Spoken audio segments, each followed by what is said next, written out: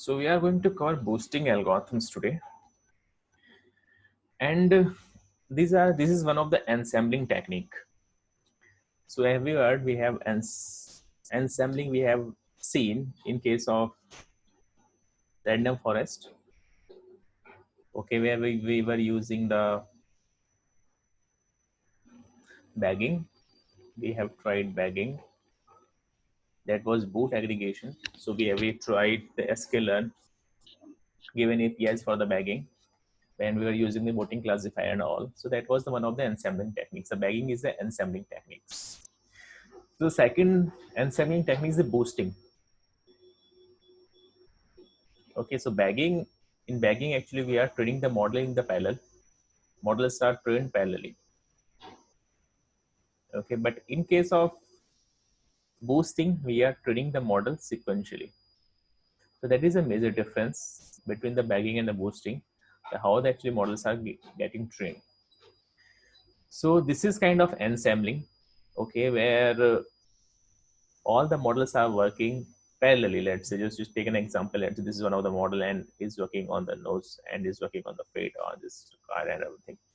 So they are giving the different output or different their opinions, and after each and every model is given their opinion, we are just merging their opinion to get the complete picture of the data. So that is your bagging techniques. One of the ensembling techniques is bagging. So that was bootstrapping, when we are taking the random data from the replacement that we have seen. The slide. Okay, so bagging is a technique when we are training the model in parallel, classifier 1, classifier 2, and the classifier n, and we are giving the data with the replacement, random data replacement to all classifiers, and each and every classifier is going to give me the prediction. And after at the end point, I am using prediction from each and every classifier. Okay, and I'm making the final prediction. So this was your bagging technique that we have already covered in the earlier sessions. So today we are going to cover the boosting.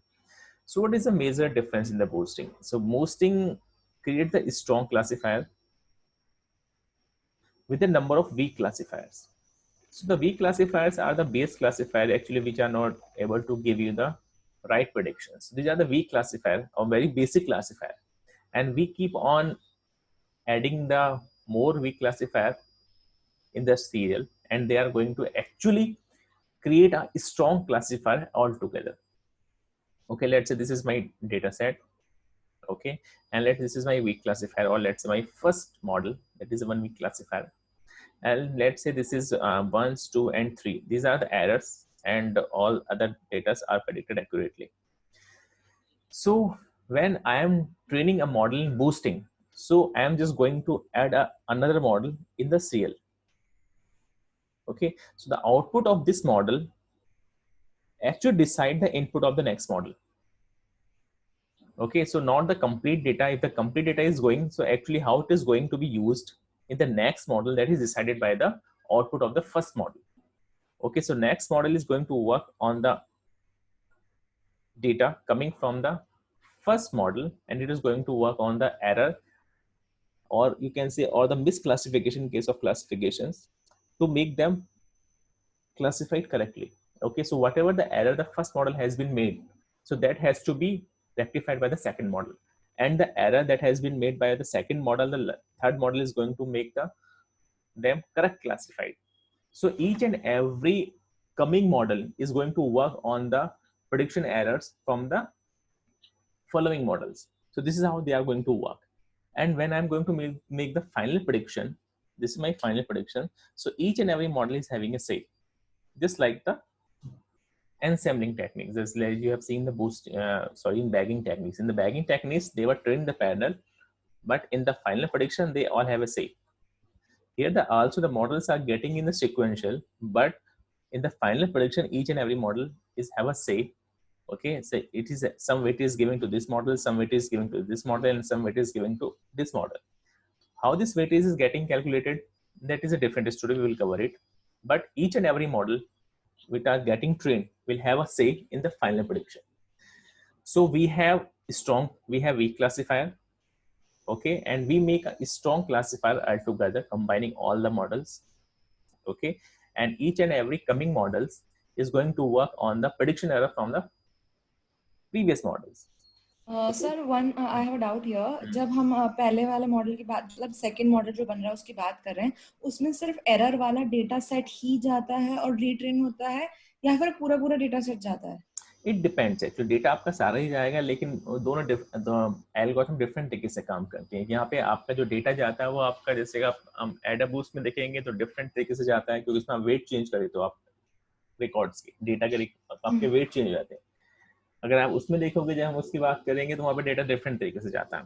Okay, लेकिन मोरलेस आपका data सारा ही जाएगा, लेकिन second model से किस तरह से pick करेगा वो इसकी हमारी चेंज हो जाती है। Okay okay okay, so the second model attempts to correct the errors from the first model, and this goes on. Okay, and how many models and how many models, or you can say how many different algorithm I am going to apply, or different models, that is a hyperparameter. Okay, let's say I want to add 50 models, so this is a hyperparameter. Okay, so this is your bagging, where all the models are getting trained in parallel, but in boosting all the models are getting trained the sequential. Okay, so this is the basic difference between the bagging and boosting. So we have three types of algorithm which are widely used. AdaBoost, it is adaptive boosting. Then we have gradient tree boosting. Then we have the optimized version of the gradient boosting is the extreme gradient boosting, that is XGBoost. Okay, so today we will try to cover the theoretical concept, because that is very very important. Otherwise you will not be able to understand how these algorithms are working. If we have the time today, then we will cover the code also. Otherwise we'll see it in the next class. So first we are going to cover the AdaBoost, that is adaptive boosting. So we have understood that all the models are going to be trained in the serial.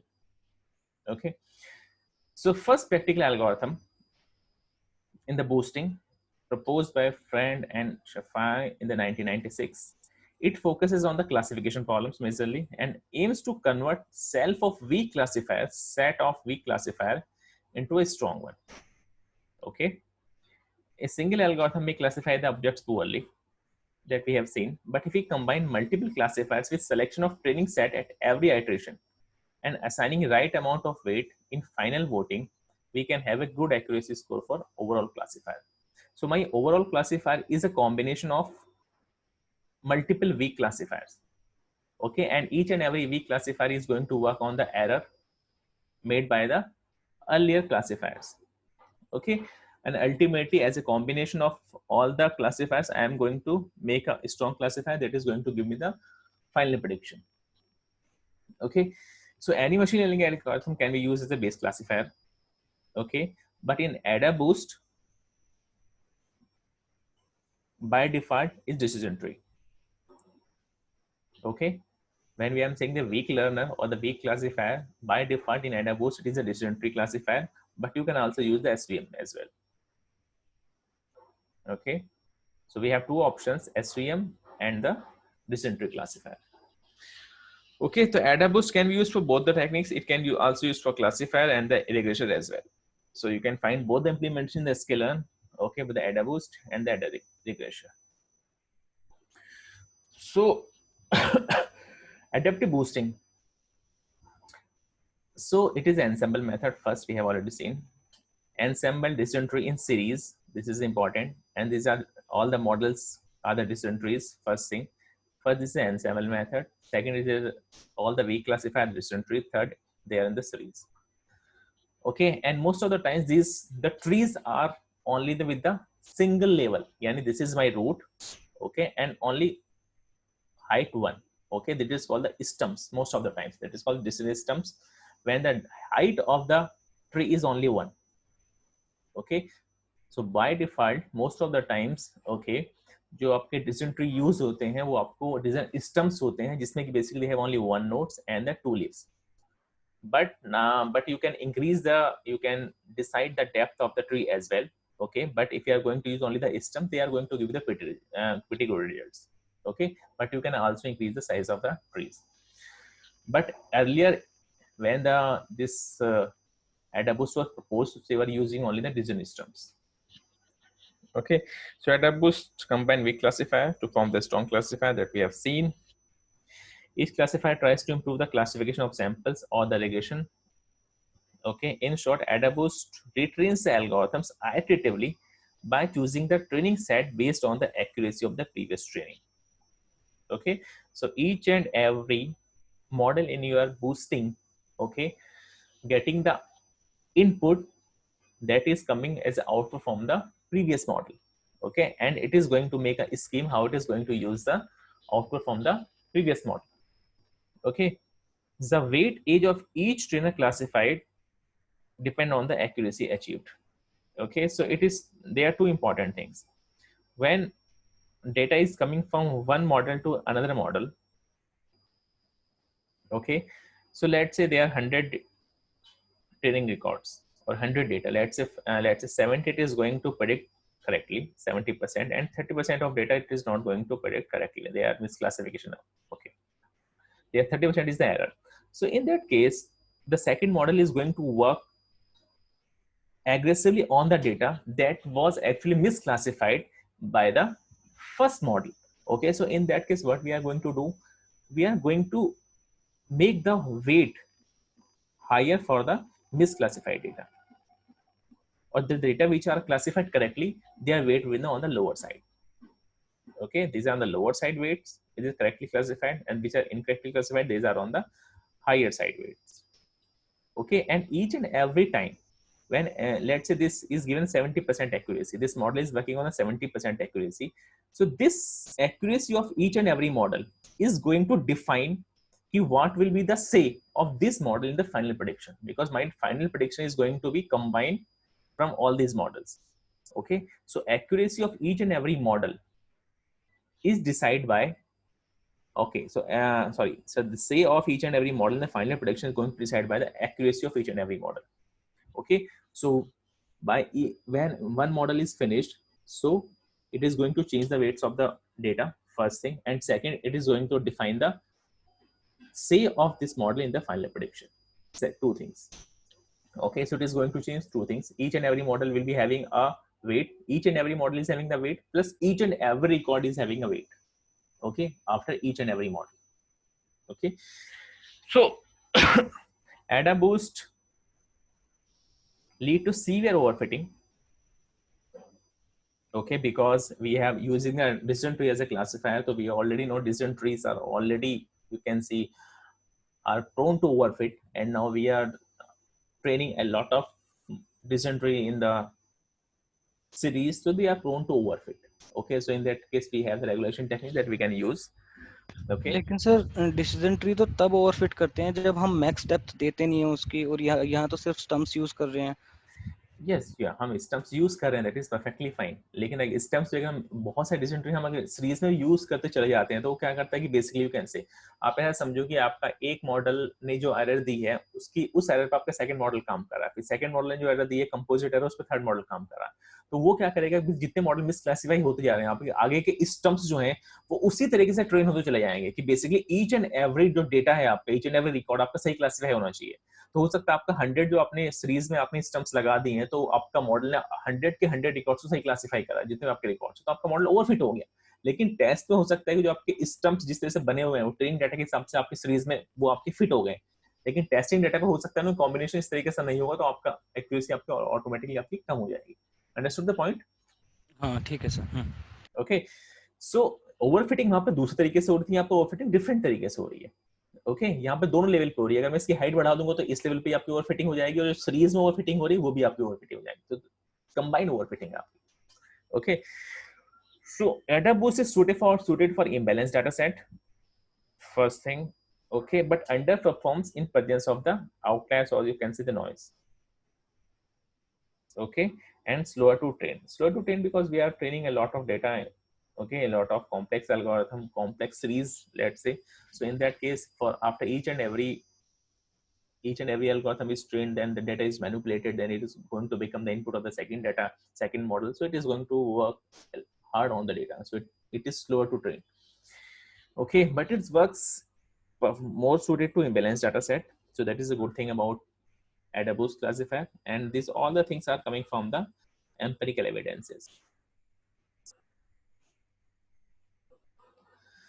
Okay, so what is the motivation about the AdaBoost? So simple motivation here. Let's say I have different models, let's say K1, K2 and K11. Okay, so my final output is coming with the, let's say this is the output from first model, this is the output from second model, this is the output from the third model. Okay, so I am going to assign a weight alpha 1, alpha 2 to prediction from each and every model, and this is my final production for a single record. Okay, so this is, let's say I have a lot of expert and I want to ask opinion for should I watch a movie or not, just like n sampling, but this is just n sampling. Okay, this is just n sampling that we have seen in the bagging as well, but here this K1, K2 and K11, these are getting trained differently. Otherwise the final training, final combination is more or less same. If we see in bagging as well, we can give the weights to each and every classifier. That was our soft voting. Okay, in soft voting we can give the weights to each and every classifier. The same is happening here. Okay, but here models K1 and K11, they are getting trained in the sequential manner. Earlier it was happening in the parallel manner.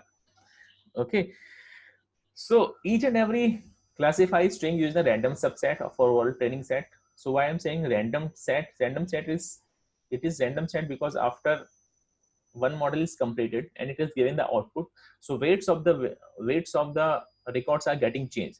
So how the second model is going to work on the data, it is going to be changed. It is not same as the first model was working. So each and every model is working differently on the different after each and every iteration, because each and every time the weights of the records are getting changed. So that's why I'm saying it is a random subset for each and every weak learner. Okay, so random subset is not actually 100% random. Okay, after training a classifier at any level, AdaBoost assign weight to each training item. So that is why it is not actually 100% random. Actually, our complete data is going in the second model, but the weights of the records are getting changed. Okay, misclassified item is assigned the higher weight, so it appears in the training subset of next classifier with higher probability. Okay, because here we are going to use Gini index or whatever in the stumps. So Gini index, we are not going to use normal Gini index, we are going to use the weighted Gini index. So weighted Gini index actually going to work, it is going to emphasize more on the records which are actually have the higher weight assigned to the records. So we are not going to use the normal Gini index, we are going to use the weighted Gini index. So after each classifier is trained, the weight is assigned to the classifier as well as on the basis of the accuracy that we have seen. Okay, more accurate classifier is assigned higher weight so that it will have more impact on the final outcome that we have seen. If the accuracy is higher of any weak model, then it will have the more say in the final prediction. If any classifier with 50% accuracy is given a weight of 0, okay, make sense. अगर 50% से ज्यादा होगा तो उसका wait उतना बढ़ता चला जाएगा. 50% अगर एक्यूरेसी दे रहा है तो मतलब this kind of average accuracy है इसकी. अगर 50% से भी कम है तो उसका वेट आपका नेगेटिव हो जाएगा. यानी कि बेसिकली वो आपका, ये मान लो कि बेस लाइन जो मेरा मॉडल होता है, जो मतलब कि अगर मैं तुक्का भी मारूं तो 50% पार्ट टाइम मेरा सही हो जाता है, उससे बुरा काम कर रहा था. इसका मतलब फाइनल उसका जो मैं प्रेडिक्शन होगा उसका से उसका नेगेटिव हो जाएगा. Okay, it is not going to make any contribution in the final prediction. Okay, so this is just an example and you will see most of the times on the internet, so we'll just try to learn it. So this is, let's say this is my data set given to me and I need to classify positive class and the negative class. So this is my first week learner. Okay, and this is after the classification from the first week learner, it has, because this is stump, so this is a stump because I'm using a decision tree with a single stump. Okay, decision tree stump I am going to use. So it is going to make a single decision boundary. Okay, so that's why I am able to see the single decision boundary here. Okay, so single decision boundary is going, if you can see, 2 are correctly classified, but these 1s, 2 and 3, these are actually wrongly classified by the first week learner. So what it is going to do, after this thing, because these things are misclassified, it is going to make them higher weight. So you can see the size of them become bigger. So because these are weakly classified. Okay, so the second one, my second model is going to take the weighted records in which these three records which are wrongly classified have the higher weightage. So मेरा जो second model होगा उसका complete focus इस पे होगा कि ये तीन जो मेरे हैं ये correctly classify होनी चाहिए. So again, second model is again a decision system, so it is single decision boundary. Okay, second decision boundary, now these are correctly classified. जो आपके पहले wrongly classified थे वो correct classify हो गए, लेकिन उस केस में भी आपके ये तीन जो हैं ये आपके misclassify हो गए. ओके, तो ये क्या करेगा, इसका जो आउटपुट में होगा इन तीन को क्या करेगा, हाई वेटेज से रहेगा. तो अब ये मॉडल क्या करेगा, इस मॉडल में कंप्लीट एम्फेसाइज पे होगा कि जो आपके हाई वेटेज वाले हैं वो आपके करेक्ट क्लासिफाई होने चाहिए. तो आपका क्या होगा, दिस से आपका सिंगल डिजिट बाउंड्री आ गई. Okay, if I combine all these three models, now first stump, second stump and the third stump, so you can see combined decision boundary is going to give me the correct classification. Okay, so जो काम मेरा actually आप ये मान के चलो कि जो मेरा एक नॉर्मल डिसीजन ट्री जो मेरी डिफरेंट जो मेरी डिसीजन बाउंड्रीज बना रहा था, और मेरी डिसीजन बाउंड्री यहाँ पर बन रही है डिफरेंट डिसीजन ट्री को यूज करके. Okay, ultimately I am getting a multiple decision boundaries but not in a single decision tree, using the different decision tree actually which are getting trained in the boosting algorithm, where each and every weight जो आपके जो भी मिसक्लासिफाई आपका record होगा उसका wait ज्यादा हो जाएगा, तो नेक्स्ट सिर्फ उसी पे काम करेगा. So this is how it is going to work. Okay, ये आपके स्टेप्स हैं. ओके, सो आपका जो डेटा होता है आपका प्लस और माइनस वन, जैसे कि आपका आपने देखा होगा तो आपका लॉजिस्टिक रिग्रेशन में हम पॉजिटिव क्लास को 1 मानते थे और नेगेटिव को हम 0 मानते थे. एसक्यूएल में हम +1 और -1 मानते थे. तो यहाँ पर भी आपका बूस्टिंग में जो हम क्लासिफिकेशन करते हैं binary classification, that is +1 and -1. Okay, और यहाँ पे जो आपके जो बाइफिकेशन होता है आपका वो हमेशा बाइनरी होगा, प्लस और जो आपके बाइफिकेशन होगा प्लस और -1 में करता हो जाएगा. स्टार्टिंग में आप जो इनिशियल वेट असाइन करोगे सारे के सारे डेटा रिकॉर्ड्स को, it is equal to 1. Okay, initially, उसके बाद फिर आपके चेंज होते चले जाएंगे. ओके, सो हमें क्या करना है, हमें बेसिकली एक क्लासिफिकेशन मॉडल बनाना है. Okay, with the serial training of the models. Okay, so using the models, prediction are made on the whole data set. First thing, errors are calculated by comparing the prediction and the actual values. If it is a classification, तो आपकी classification की error होगी, log loss function or whatever. अगर आपकी regression की problem है तो आपका log, वो आपका MSE होगा या आपका जो भी आप MA लेना चाहते हो whatever.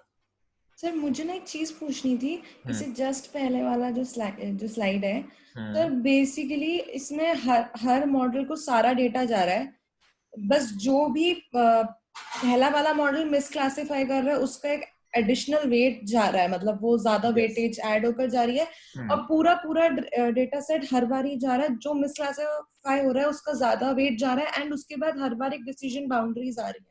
Yes, उसके बाद सारे मॉडल्स के डिसीजन बाउंड्रीज कंबाइन करके फाइनल मॉडल आ रहा है. Yes, exactly. तो हमने ये बोला था कि जिस मॉडल की ज्यादा एक्यूरेसी होगी उसका ज्यादा वेटेज लेंगे.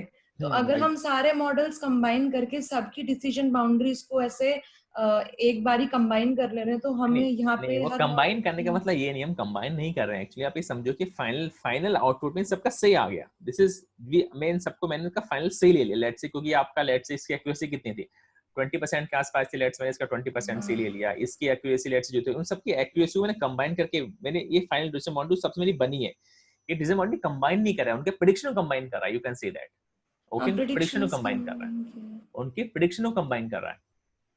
ओके, लेट्स से ये इस डाटा सेट के लिए ये बता रहा था कि आपका इट शुड बी नेगेटिव, जो भी कंफ्यूजन मैट्रिक्स से जो भी आ रहा है ये आपका नेगेटिव बता रहा है. लेट्स से इसको, ठीक है ना, लेट्स से मुझे पता है कि इसकी एक्यूरेसी, इस मॉडल की जो एक्यूरेसी है, ओके, इस मॉडल की एक्यूरेसी लेट्स से आपकी 50% के आसपास है, let's say for example. Okay, तो लेट्स से मैंने इसको 0.5 दे दिया कि लेट्स से इस अगर मैं इस डाटा पॉइंट को अगर प्रेडिक्ट करना चाहता हूँ, ये इसको नेगेटिव बता रहा है, तो 0.5 इसका आ गया नेगेटिव.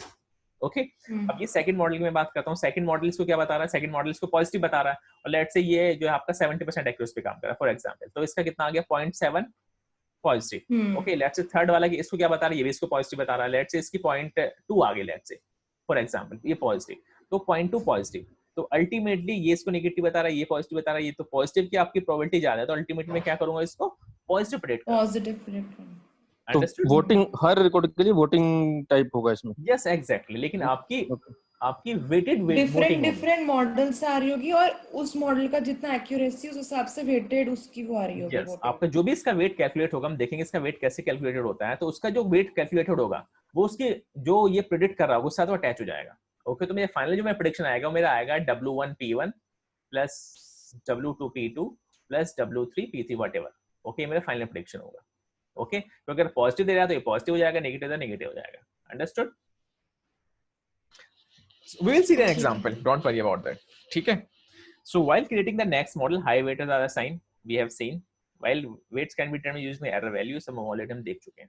So ये आपकी algorithm है। This is your algorithm. This is very important part. Okay, for M1 to M, let's say मैं M model assign कर रहा हूँ उसमें, ठीक है? M different models I am going to assign. Okay. Select and extract from a pool of classifier the classifier KM। सबसे अब मेरे साथ बात ये आती है कि सबसे पहले क्लासिफायर में कौन सा यूज करूंगा, which classifier I am going to use. Okay, तो मैं सबसे पहले वो क्लासिफायर यूज करूंगा जो कि सबसे पहले मुझे मैक्सिमम एक्यूरेसी दे रहा है, that is going to give me the maximum accuracy. Okay, क्योंकि मुझे लेट्स से अगर मैं अभी तो मैं सारा डिसीजन ट्री यूज कर रहा हूँ, ठीक है? अब डिसीजन ट्री में मेरे साथ इशू ये है कि डिसीजन ट्री में मैं कौन सी डिसीजन ट्री अगर मैं यूज करूंगा तो डिसीजन ट्री में बस बहुत सारी फीचर्स हो सकती हैं, 100 फीचर्स लेट्स से, तो कौन सी फीचर मैं उसको स्प्लिट करने के लिए यूज करूंगा, तो जो फीचर मुझे हाईएस्ट एक्यूरेसी दे रही होगी उस फीचर को मैं क्या करूंगा, फर्स्ट स्प्लिट के लिए यूज कर लूंगा, वो मेरा फर्स्ट मॉडल बन जाएगा। अगर मैं लेट्स से एसवीएम यूज करूं तो एसवीएम में देखूंगा मेरा हिंज लॉस किस में कम आ रहा है, तो उसको मैं यूज कर लूंगा। ओके, तो this is my sir, first हम क्लास। डिसीजन ट्री में इंफॉर्मेशन गेन चेक करते थे ना हर उसका फीचर का। हाँ, information gain, right, information gain या अच्छा, ग्रेड ठीक है। है। ओके, तो सबसे पहले मॉडल मैंने यूज कर लिया, this is my first model, और मेरे सबको वेट मेरे क्या आ गए हैं, सारे के सारे डेटा को मेरे वेट इक्वल है। ओके, सो अभी ये मेरा आ गया, दिस इज परफेक्टली फाइन। अब मैं क्या करता हूँ, मैं एरर निकालता हूँ कि अब मेरा मॉडल आ गया, मेरा मॉडल बन के तैयार है, उसकी एरर कितनी है, और उसकी एरर सिंपली है कि वो अगर क्लासिफिकेशन की प्रॉब्लम है तो कितने मिस क्लासिफाई कर रहा है। ओके, मेरी दिस इज माय ये एरर है, my this is my error, ये मेरा डब्ल्यू, ये मेरे ये आ गया। तो मेरा जो मेरा फर्स्ट मॉडल बना उसमें एरर कैसे निकालूंगा, मेरे फर्स्ट मॉडल की मेरे एरर ये होगी, this my first model error. Okay, कि स्टार्टिंग में सबका वेट क्या है, 1 है, सबको मैंने 1 वेट दे रखा है, तो जितने मेरे मिस क्लासिफिकेशन होंगे वो मेरी एरर हो जाएगी। लेट्स से मेरे पास 100, मेरे पास टोटल डाटा थे, लेट्स से 30 मिस क्लासिफाई हो गए। ओके, तो इस फॉर्मूले के हिसाब से मेरी एरर कितनी हो गई, 30। ओके, क्योंकि वाई आई आपका वाई आई जो है उसके जो मिस क्लासिफाई हो रहे हैं उसकी बात चली, जो मिस क्लासिफाई हो गए हैं उन सबका सम, उनके वेट का सम। ओके, वेट का सम, वो वेट कितने मेरे, जितने मेरे रिकॉर्ड्स होंगे उतने मेरे वेट्स होंगे, राइट, क्योंकि ईच एंड एवरी रिकॉर्ड को मेरा एक वेट है, मेरे पास टोटल 100 रिकॉर्ड्स हैं और 30 मेरे मिस क्लासिफाई हो रहे हैं, तो मेरा एरर कितना आ गया मेरा, दैट इज 30। ओके, सो ये आ गई मेरी 30। उसके बाद मेरे फर्स्ट की मैंने एरर निकाली, फर्स्ट मेरे मॉडल की एरर मेरे पास 30 आ गई है, तो मैं अब इस मॉडल को मैं इसकी एरर के हिसाब से वेट असाइन करूंगा। तो वेट असाइन होता है मेरा 1/2 log 1 - EM divide by EM, और EM आपका कहां से आता है कि उसका एरर लॉस कितना है और टोटल लॉस कितना है, तो मेरा ये EM कितना आ गया मेरा 30/100 यानी कि 0.3, तो ये मेरा EM जो है एक्चुअली यहाँ पे 0.3 है और ये मेरा 0.3 है, तो ये मेरा वेट असाइन हो जाएगा मेरा फर्स्ट मॉडल को। अगर आप यहाँ पे देखोगे एक्चुअली, सो एरर मेरी जितनी मेरी ज्यादा होती, जितना मेरा मॉडल एक्यूरेसी हाई होती चली जाएगी उतना इसका वेट हाई होता चला जाएगा फॉर्मूले के हिसाब से, और जितनी इसकी एक्यूरेसी कम होती चली जाएगी उतना उसका ये अल्फा जो है, जो उसका से है, ओके, वो उसका कम होता चला जाएगा क्लासिफायर का। फर्स्ट थिंग, तो हमने क्या किया, उसकी एरर निकाली, हमने वेट असाइन कर दिया मॉडल को। अब थर्ड मेरा काम क्या था, मुझे वेट असाइन करना है डेटा को। ओके, तो मेरा वेट असाइन होता है WIMS1 यानी कि सेकंड वैल्यूज के लिए, this is the formula. Okay, अगर मेरा जो डेटा वो सही क्लासिफाई हुआ है, अगर इट इज अ मिस, अगर मिस क्लासिफाई हुआ है तो वेट मेरा इस फॉर्मूले से असाइन होगा उसको, अगर वो सही क्लासिफाई हुआ है तो उसे वेट असाइन होगा इस फॉर्मूले से। ओके, तो इस फॉर्मूले के थ्रू वो उसको वेट असाइन करता है। ये जस्ट मोर लेस। अब इसमें क्या होता है कि अगर आपका डाटा जो है करेक्ट क्लासीफाई हुआ है तो उसका वेट ऑटोमेटिकली कम हो जाएगा, अगर सही क्लासीफाई हुआ है तो उसका वेट ऑटोमेटिकली हाई हो जाएगा, गलत क्लासीफाई हुआ है तो उस समय एग्जांपल के थ्रू देखेंगे अभी।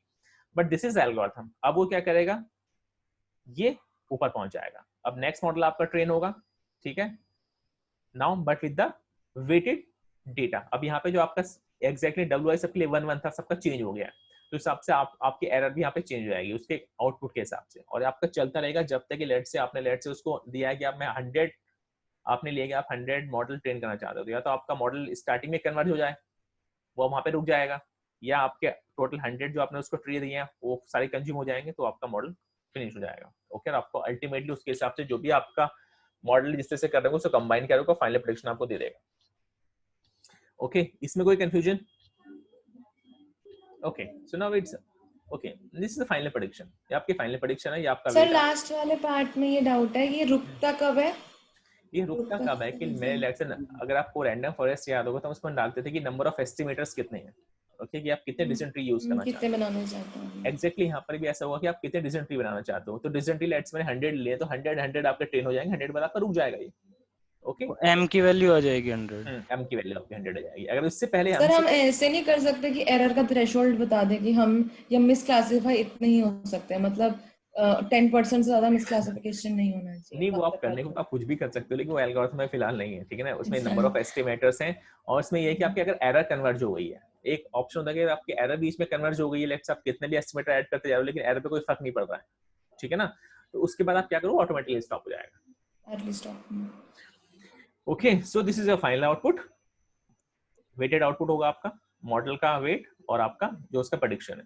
ओके, सो हाइपर पैरामीटर्स क्या हैं आपके, जैसे कि आपका रैंडम फॉरेस्ट मतलब बेस एस्टिमेटर है, यानी कि आप कितने सीरीज में ऐड करना चाहते हो मॉडल्स, ठीक है। बेस एस्टिमेटर पर क्या होगा, बेस एस्टिमेटर हमारा जनरली हम यहाँ पे क्या लेते हैं, आप या तो एसडीएम ले सकते हो या आप क्या ले सकते हो, decision tree. Number of estimator, आप कितने मॉडल ऐड करना चाहते हो, लेट्स से आप 100 ऐड करना चाहते हो। लर्निंग रेट, लर्निंग रेट अब आप सोचो लर्निंग रेट इसमें कहाँ पर यूज हो, लर्निंग रेट तो मैं कहीं कॉन्सेप्ट नहीं देखा।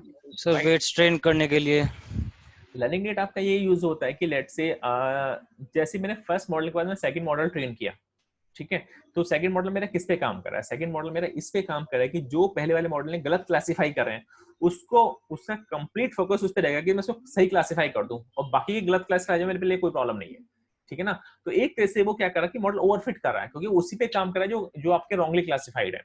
तो इस तरह से आपका each and every other model जो अभी नेक्स्ट आएगा आपका ओवरफिट होता चला जाता है। तो इस केस हम क्या करते हैं, इस केस हम लोग ये करते हैं कि बेसिकली जब आप जो नेक्स्ट मॉडल होता है,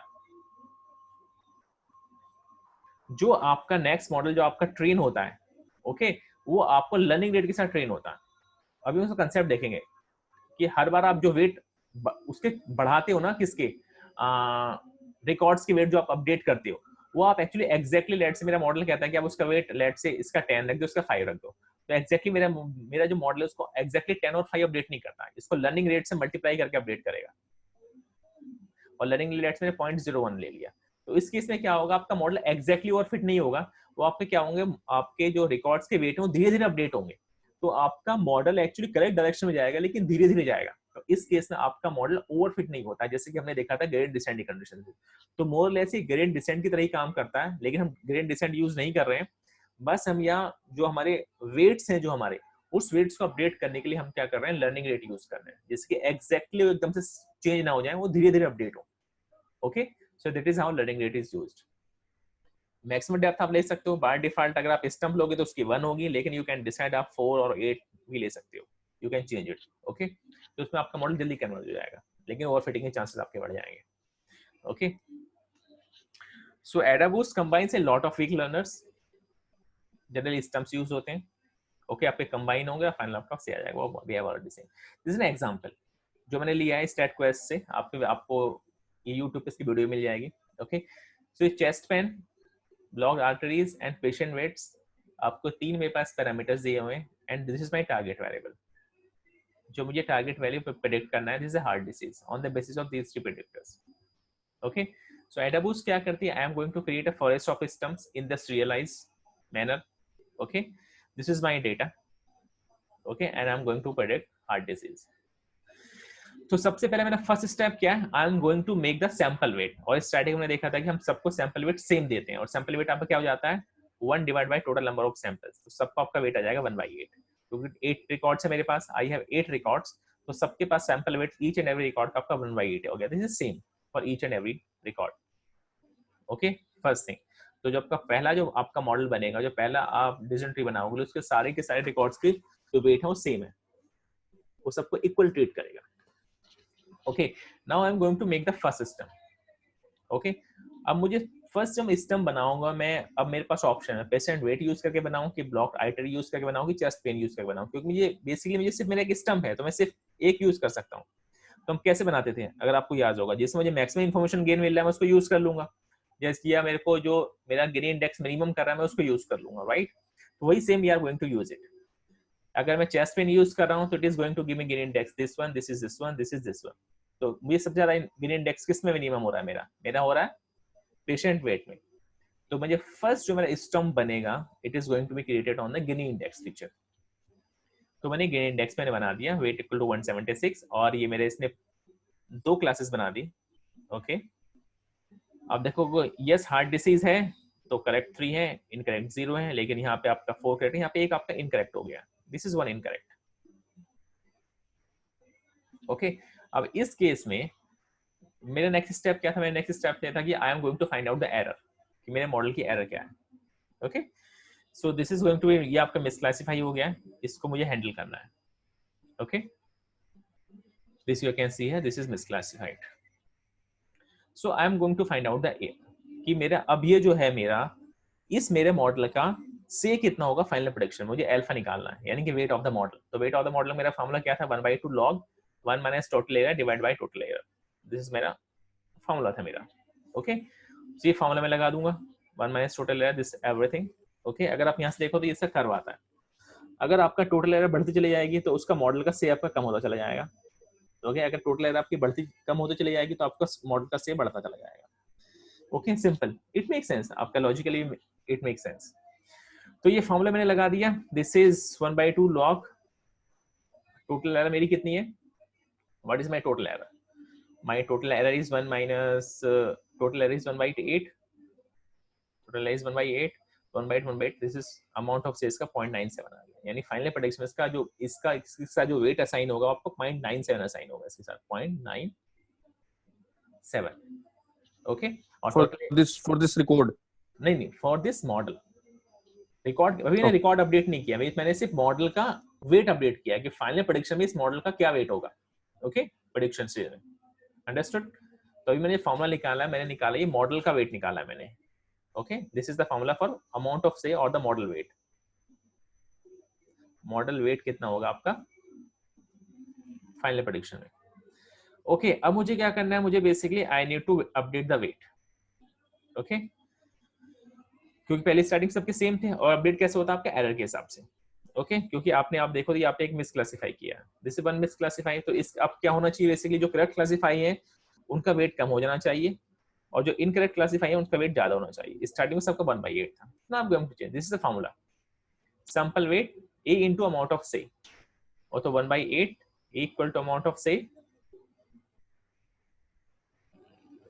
ये मैंने निकाला 0.97, तो 0.2.64 आ गया, इसके हिसाब से 0.33।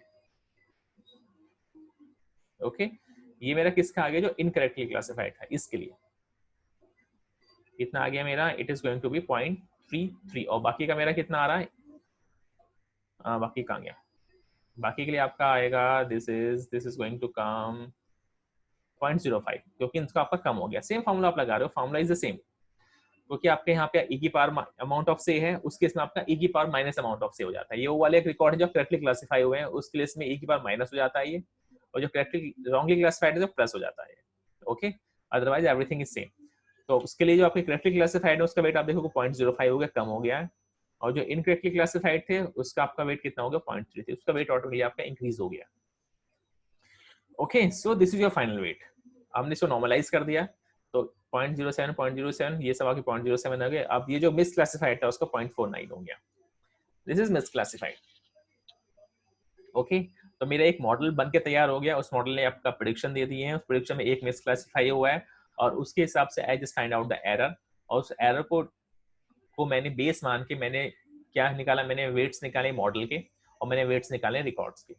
ओके, अब now I am going to create the second stump. Okay, तो सेकंड स्टम्प मैंने क्रिएट कर लिया, बिल्कुल एक्जेक्टली सेम तरीके से, सेम जो भी इटरेशन मैंने किया था सेम तरीके से मेरा इटरेशन का काम करते चले जाएगा। अब आप फिर से फर्स्ट स्लाइड पे पहुंच जाओ और ये आपके सारे स्टेप्स फिर से ऐसे ही करते चले जाओ।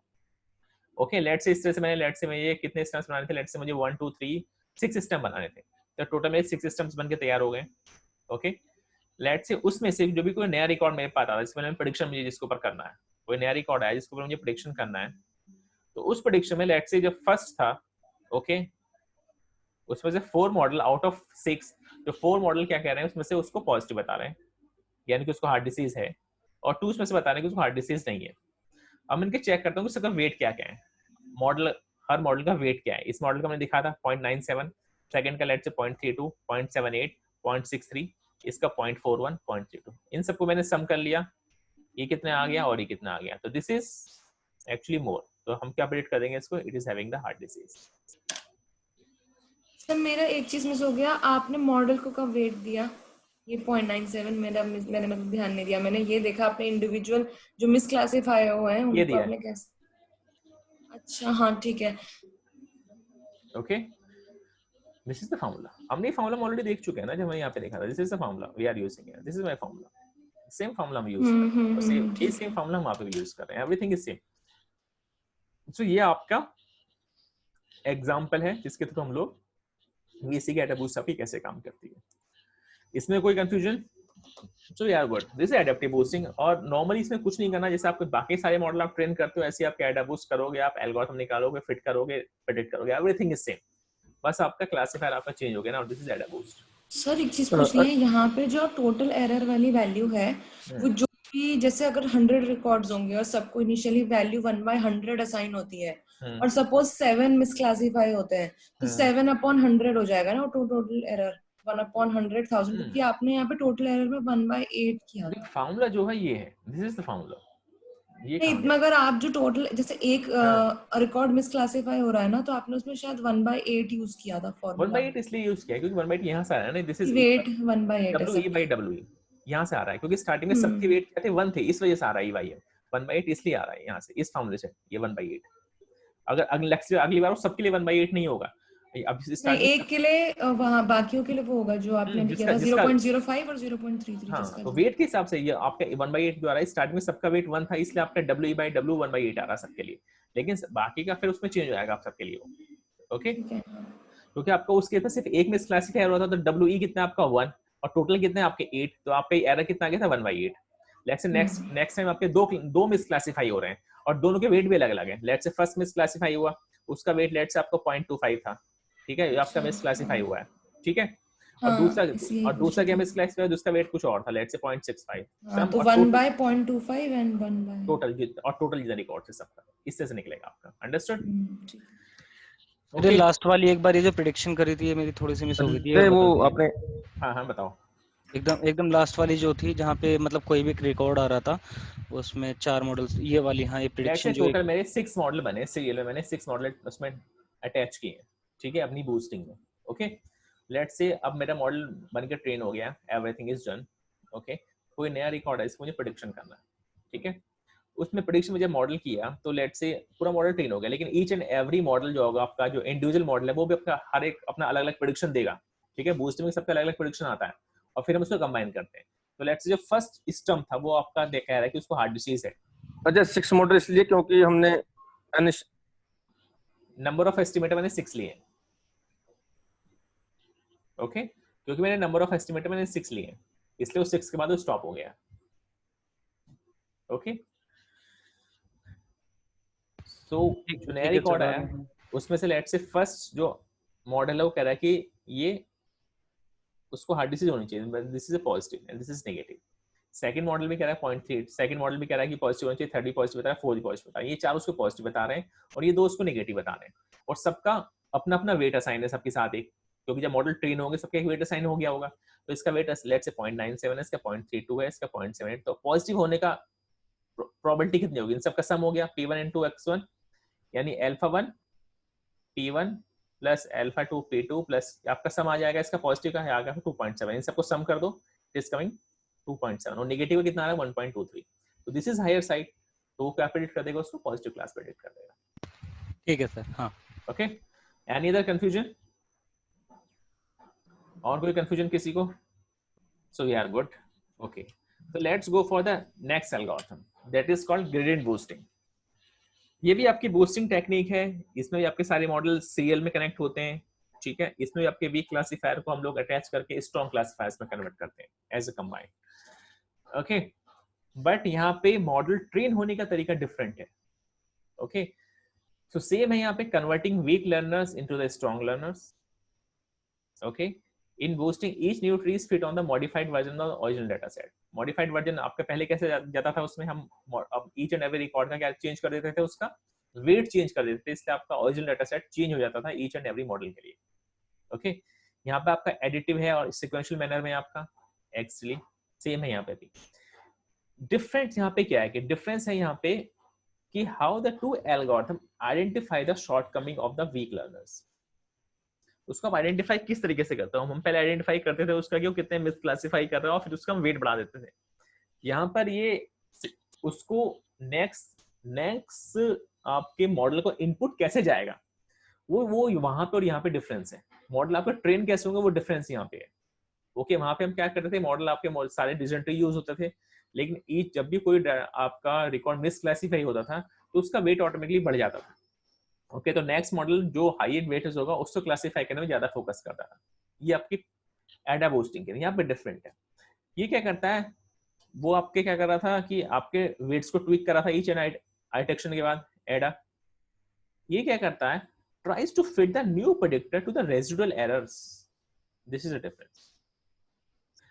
आपका एडा किस पे काम कर रहा था, एडा इस पे काम कर रहा था कि बेसिकली लेट्स से रिलेशन का एग्जांपल लेते हैं। ओके, ये फर्स्ट मॉडल आया। ओके, फर्स्ट मॉडल लेट से आपका जो था जितने उसने क्लासिफिकेशन की एरर की है, उस क्लासिफिकेशन की एरर के हिसाब से जो आपके मिस क्लासिफाई हो गए थे उनके वेट वो क्या करता है, बढ़ा देता था, और नेक्स्ट मॉडल उन पे आपका फोकस करेगा। यहाँ पे ये क्या करता है, यहाँ पे आपके रेजिडुअल लेयर पे काम करता है। आपका रेजिडुअल कितना है, आपका डिफरेंस कितना आ रहा है। लेट्स से फॉर एग्जांपल मेरी क्लासिफिकेशन की प्रॉब्लम है, ठीक है ना, और लेट्स से ये मेरा मॉडल है, लेट्स से इसने किसको मिसक्लासिफाई करा, और समय जब मिसक्लासिफाई करा तो आपका ईच एंड एवरी मॉडल आपकी प्रोबेबिलिटी निकाल के देता है। लेट्स से ये प्रोबेबिलिटी निकाल के दे रहा है उसकी 0.5 0.4, और एक्चुअली में ये आपका 0.1 होनी चाहिए थी, पॉजिटिव एग्जांपल होना चाहिए था, उसको नेगेटिव क्लासिफाई करा, तो मेरा रेजिडुअल कितना आ रहा है, मेरा 0.6 प्रोबेबिलिटी के हिसाब से 0.6 मेरा रेजिडुअल है। तो नेक्स्ट मॉडल मेरा किस पे काम करता है, तो रेजिडुअल पे काम करता है। It is going to work on the residual. Next model आपके क्या करेगा, रेजिडुअल पे फिट होगा। It is going to work on your residual, ये रेजिडुअल को मान के चलेगा। So we will see the example कि एक्चुअली रेजिडुअल पे कैसे काम करता है। We will see an example. So यहाँ पे एक अच्छी बात ये है कि हम बहुत सारे variety of the loss function use कर सकते हैं, that will see how we are going to use it. Okay, और यहाँ पे आपके डिसीजन ट्री यूज होता है आपका ग्रेडिएंट बूस्टिंग में टिपिकली। जैसे वहां पे तो आप एसवीएम भी यूज कर सकते थे, लेकिन यहाँ पर आपका ट्री ही यूज होते हैं। वो आपके डार्ट हो सकते हैं, आपके बी ट्री हो सकते हैं, आपके डी ट्री हो सकते हैं, लेकिन आपके होते केवल ट्री यूज है। तो एक्जीबूस्ट में या आपके लाइट जीबीएम में या किसी भी ग्रेडिएंट बूस्टिंग टेक्निक्स में आपके डिसीजन ट्री यूज होते हैं। Okay, and this can be used for both regression and the classification. Okay, so ये काम कैसे करता है, this is first thing, it is using gradient as a to minimize the loss function. इसमें आपका gradient decent use होता है, आपका एडा में आपका यूज नहीं होता, यहाँ पे आपका ग्रेडिएंट यूज होता है। फर्स्ट थिंग, ओके, आपका एक लॉस फंक्शन होता है। ओके, अगर आपकी रिग्रेशन की टेक्निक है तो आपका लॉस फंक्शन क्या आएगा, आपका MSc. MSc would be loss function.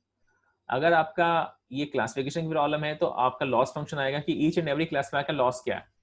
आपका लॉस हो सकता है अगर वो लैगली लेट से लॉग लॉस फंक्शन है आपका। अगर बाइनरी क्लासिफिकेशन की प्रॉब्लम है तो लेट से लॉग लॉस फंक्शन। फिर आप ग्रेडिएंट डिसेंट यूज करते हो उस लॉस फंक्शन को मिनिमाइज करने के लिए। ईच एंड एवरी मॉडल में आप उसको मिनिमाइज करते चले जाते हो। ओके, एडिटिव मॉडल है, परफेक्टली फाइन। स्टेप्स क्या है इसके, हम इसका भी एग्जांपल देखेंगे, so you will understand it better. So every model is build on the subset of the data. Different देखिए सबसेट बनता है यहाँ पे, will see it. Okay, model prediction are made on the complete data set. Okay, errors are calculated by the comparing the prediction and the actual values. Okay, new model is created using the error calculated as the target value. तो अगर मेरी आप model मेरा काम कैसे कर रहा है, मेरा मॉडल इस पे काम करता है कि अगर मेरा फर्स्ट मॉडल जो भी मेरे एरर दे रहा है, ओके, क्योंकि ईच एंड एवरी मॉडल की आपकी एरर आ रही होगी।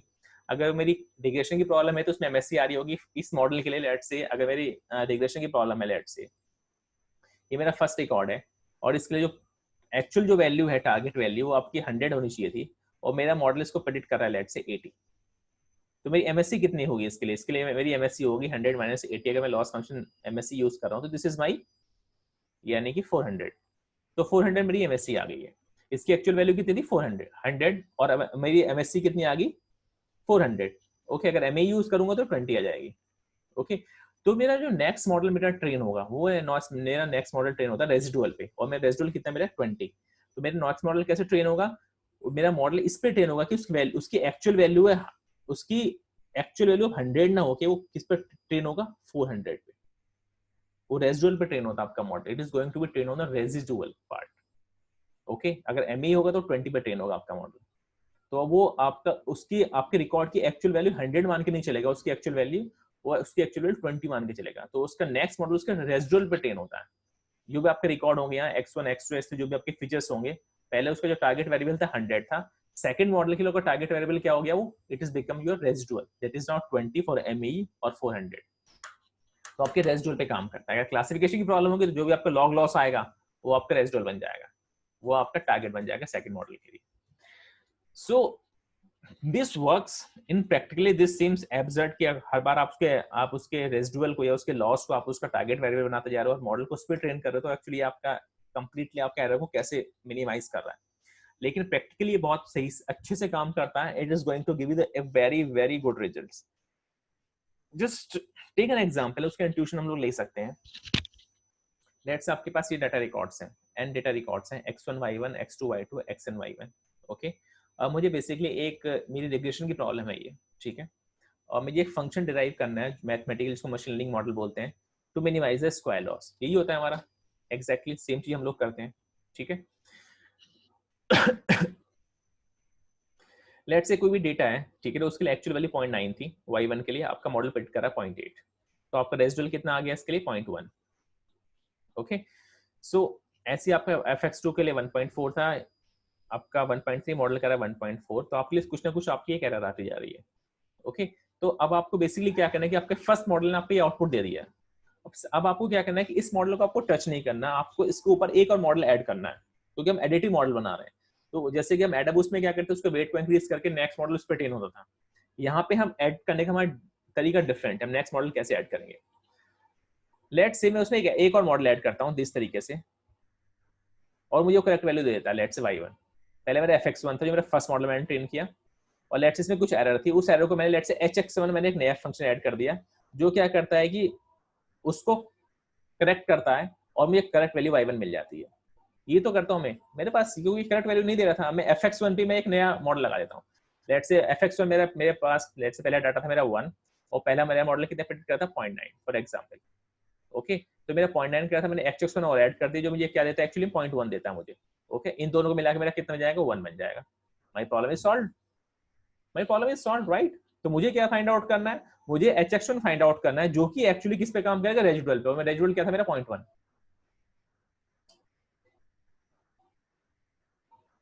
Now you getting the intuition? मुझे बेसिकली x1 कंप्लीट डेटा पे मैं काम कर रहा हूँ, लेकिन मैं प्रेडिक्शन में क्या मार रहा हूँ? प्रेडिक्शन मार रहा हूँ रेजिडुअल पे, क्योंकि मैं रेजिडुअल वाला पार्ट ही तो मेरा मिसिंग है। बाकी तो मैंने ऑलरेडी ऑब्जर्व कर लिया है, बाकी पार्ट में ऑब्जर्व कर चुका हूँ। मैंने 90% पैटर्न्स में लर्न कर लिया, सिर्फ 10% पैटर्न में लर्न नहीं कर पा रहा हूँ। वो 10% पैटर्न में कौन लर्न करेगा? नया फंक्शन जो कंप्लीट डेटा पे काम करेगा, लेकिन किस पे काम करेगा? रेजिडुअल पे। तो जो पैटर्न मेरे रह गए हैं उस पैटर्न को लर्न करेगा, सिर्फ जो 10% या 0.1 जो रेजिडुअल मेरा रह गया उस पे काम करेगा, उसको लर्न करेगा। देन आई हैव, इन दोनों को मैं सम कर दूंगा, आई have the complete picture. This is your gradient boosting. तो आप बेसिकली, मुझे क्या करना है? मुझे सिर्फ मुझे एक मॉडल ट्रेन करना है इस पे, इसको मुझे मॉडल ट्रेन करना है, right. I need this one hx1, that is nothing but y1 y minus, वो मेरा क्या है? y1 माइनस fx1 है, राइट। दिस इज, इसको मैं कैसे प्रेडिक्ट कर सकता हूँ? इसमें आपको हेल्प करते हैं tree. Tree is going to work on the residual. तो हम अपने मॉडल को ट्रेन करना है रेजिडुअल पे। ओके सो मुझे क्या मॉडल ट्रेन करना है, मुझे मॉडल ट्रेन करना है इस पे x1 और residual x2 residual xn residual. जो मेरा सेकंड मॉडल जो मेरा ट्रेन होगा रेजिडुअल पे ट्रेन होगा, वो मुझे जो मिसिंग वैल्यू थी वो मुझे प्रिडिक्ट करके देगा और I have the complete picture and I am going to have the regression tree और द क्लासिफिकेशन ट्री। अगर रिग्रेशन की प्रॉब्लम है तो रिग्रेशन ट्री यूज करूंगा, अगर मेरी क्लासिफिकेशन की प्रॉब्लम है क्लासिफिकेशन ट्री यूज करूंगा, सिंपल। ओके अब इस पे ग्रेडियंट डिसेंट कहां यूज हो, तो मेरा कहीं यूज नहीं हुआ, वो मैं कहां यूज करता हूं। Let's say this is my loss function, MSC है मेरा, this is my MSC right. If I am right this is my MSC right, y minus fx ये मेरा प्रेडिक्शन है, ये मेरा एक्चुअल है, डिवाइड माइनस के स्क्वायर के divide by 2, this my MSC। Okay अब मुझे इसको मिनिमाइज करना है, मुझे इसको मिनिमाइज ही तो करना है राइट। सो मैं कैसे मिनिमाइज करूंगा इसको, ये let's say this is my, minimise करने के लिए हमको क्या करते थे, हम उसका डेरिवेटिव लेते थे, डेरिवेटिव निकाल के मैं क्या करता था fxi के लिए जो मेरे θ1 θ2 या θ3 थे उनको मैं निकालता था राइट, ऐसे ही करता था मैं, अगर आपको याद होगा। तो वही मैं यहाँ पे सेम कर रहा हूँ, ये मेरा कॉस फंक्शन है, उसका मैंने डेरिवेटिव ले लिया fxi के लिए। ओके fxi मेरा क्या है, प्रेडिक्शन, वहां भी प्रेडिक्शन के लिए लिख रहा था क्योंकि θ0 के लिए लेता था, θ1 के लिए निकालता था, θ2 के लिए निकालता था, θn के लिए, वही एग्जैक्टली मैं सिंगल शॉट में कर रहा हूँ यहाँ पे। ओके तो मैंने यहाँ पे क्या किया, इसका लॉग लॉस निकाला, सॉरी उसका डेरिवेटिव निकाला, ये निकाला, ये निकाला, तो आपका fixi आपका ये बन गया fxi minus yi for each and every record, क्योंकि ये मेरा क्या था y minus fx square into 2, तो जब मैं इसका निकालूंगा 2 से 2 कट जाएगा, अगर मैं इसका निकालूं तो ये मेरा क्या बन जाएगा, इसका divide by dx 2 minus fx and divide by 2। Okay और y minus fx, y minus fx i right, ये मेरा बन गया। तो y माइनस fx i यही हुआ ना, yes 2y minus fx delta fxi के fxi कॉरस्पॉन्डिंग मैंने किया है, तो fxi कॉरस्पॉन्डिंग ये तो मेरे कांस्टेंट है, इट विल बिकम 0 और fxi कांस्टेंट कर रहा हूँ तो दिस इज वैल्यू 1। ओके तो मेरा क्या बन जाएगा 2y माइनस fx। ओके तो मेरे पास ये वैल्यू आ गई y माइनस fx और व्हाटएवर, ये माइनस वैल्यू होती है यहाँ पे, माइनस भी अटैच होता है जैसे -1 होगा ना, माइनस y माइनस fxi का, fxi 1 तो ये fxi माइनस yi हो जाएगा। -1 कहाँ से आया, अच्छा इसका माइनस आएगा राइट, इसका माइनस आएगा राइट, तो आपका रिवर्स हो गया। तो अब यहाँ पे मेरे पास क्या गया fx माइनस y, और यही मेरा एक्चुअली क्या था, अगर पिछले स्लाइड पे देखें तो मेरा क्या था, this was my residual, it was my residual right. यानी कि अगर मैं रेजिडुअल, अगर मैं कह रहा हूँ कि रेजिडुअल पे एक्चुअली में काम करना है, तो इसका क्या मतलब हो गया, मुझे सिर्फ अगर मैं दूसरी तरीके से सोचूं तो मुझे एक्चुअली उसके ग्रेडियंट पे काम करना है। तो this is I am not changing the, I am just changing the terminology. मैं उसको पहले मैं रेजिडुअल बोल रहा था कि मुझे रेजिडुअल पे काम करना है, अगर मैथमेटिकली सोचूं तो एग्जैक्टली मुझे किस पे काम करना है, मुझे नेगेटिव ग्रेडियंट पे काम करना है, कि हर बार जो भी मेरा ग्रेडियंट है, यानी कि मेरा लॉस जो आएगा, ग्रेडियंट मेरा आ रहा है, लॉस को छोड़ो, लॉस तो ये था, जो मेरा ग्रेडियंट आ रहा है, मुझे हर बार ग्रेडियंट जो होगा मेरा टारगेट बन जाएगा, नेगेटिव ग्रेडियंट। तो फर्स्ट रिकॉर्ड जो मेरा ग्रेडियंट आएगा मेरा टारगेट बन जाएगा, सेकंड मॉडल के लिए जो सेकंड रिकॉर्ड के लिए आएगा मेरा, वो उसका टारगेट बन जाएगा। तो इस तरीके से अगर मुझे रेजिडुअल की बात कर रहा हूँ, एक्चुअली वो मेरा क्या है, वो मेरा ग्रेडियंट है, और ग्रेडियंट आपका इसलिए इसको ग्रेडियंट बूस्टिंग कहते हैं। हर बार आपका ग्रेडियंट कम होता चला जाएगा, मेक सेंस, क्योंकि हर बार आपका मॉडल ऑप्टिमाइज होता चला जाएगा, ग्रेडियंट आपका कम होता चला जाएगा, हर बार आप ग्रेडियंट को बूस्ट करते चले जाते हो, it is called the gradient boosting. तो हर बार जिस रेजिडुअल पर आप एक्चुअली काम कर रहे हो, वो actually that is nothing but आपका नेगेटिव ग्रेडियंट होता है, that we have proved it here. Okay so हर बार क्या होगा, आपका फर्स्ट मॉडल आया, आपका डाटा रिकॉर्ड्स आए, ठीक है, आपके 100 डाटा रिकॉर्ड्स थे, 100 डाटा रिकॉर्ड्स के कॉरस्पॉन्डिंग आपने क्या किया, कुछ एरर आई होगी तो सबके रिकॉर्ड कॉरस्पॉन्डिंग हमने क्या निकाले, नेगेटिव डेरिवेटिव निकाल लिया। मैं उसको बोलता हूँ लेट्स से D1 और D2 से लेकर D100 तक, ये अब आपके टारगेट कॉलम बन गए। डेटा आपका सेम रहा, अगर आपको याद हो एडा बूस्टिंग हम डेटा चेंज कर देते हैं, वहां डेटा चेंज नहीं करें, डेटा आपका एक्जैक्टली सेम है, सिर्फ यहाँ टारगेट कॉलम चेंज कर रहे हैं। वहां पे टारगेट कॉलम सेम रहता था, आपके वेट बढ़ जाते थे, आपके रिकॉर्ड का वेट चेंज होता था। यहाँ पे रिकॉर्ड कुछ भी चेंज नहीं हुआ है, सॉरी रिकॉर्ड चेंज हो गया, उसका टारगेट कॉलम हमने चेंज कर दिया, तो हम यहाँ पे टारगेट कॉलम चेंज कर रहे हैं, वहां पे हम वेट चेंज करते थे। तो this is the basic difference, और आपका टारगेट कॉलम क्या है, that is a negative derivative. Okay so this is the same thing, तो हर बार आपका कैसे अपडेट हो गया, आपके ये ऐसे अपडेट होंगे एग्जैक्टली सेम तरीके से, लर्निंग रेट की तरह से आपके अपडेट होते चले जाएंगे, सेम थिंग। तो residual is the negative gradient, और fit H to residual is the same thing, fit H to the negative gradient, okay, और हर बार आप उसको अपडेट करते चले जाओ। So we are actually updating our model using the gradient descent, okay. Normally आपका सेम तरीके से काम करें, यहाँ पे हम ग्रेडियंट डिसेंट निकालते हैं, लेकिन ग्रेडियंट डिसेंट को हम एक्चुअली डिफरेंट तरीके से यूज कर रहे हैं, वो आपका ग्रेडियंट डिसेंट आपका एक्चुअली टारगेट कॉलम बन जाता है, ओके। और यहाँ पे जो आपका पी आ रहा है, हर बार जो हम उसको अपडेट करेंगे मॉडल, जो आपका हर बार अपडेट होगा, ठीक है, हर बार हम थीटा को अपडेट करेंगे, क्योंकि हर बार आपका थीटा अपडेट हो जाएगा, क्योंकि फाइनली आपको मॉडल तो यही मिला है ना, y equal to mx plus c मिलेगा आपको, m1 x1 plus m2 x2, तो हर बार आपकी सॉरी थीटा 1 थीटा 2 और theta 2 x2 plus theta 3 x3, आपको फाइनली आपका मॉडल यही बन के आना है, राइट।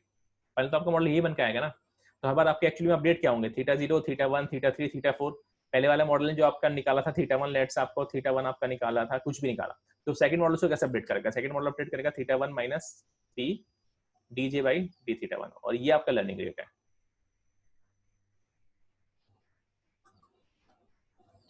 ओके। तो हर बार उसके सेकंड मॉडल उस पर ट्रेन होगा, जो वैल्यू आएगी उसमें ऐड होती चली जाएगी, और ऐड कैसे होगी आपकी लर्निंग रेट के हिसाब से, okay. So this is your final model.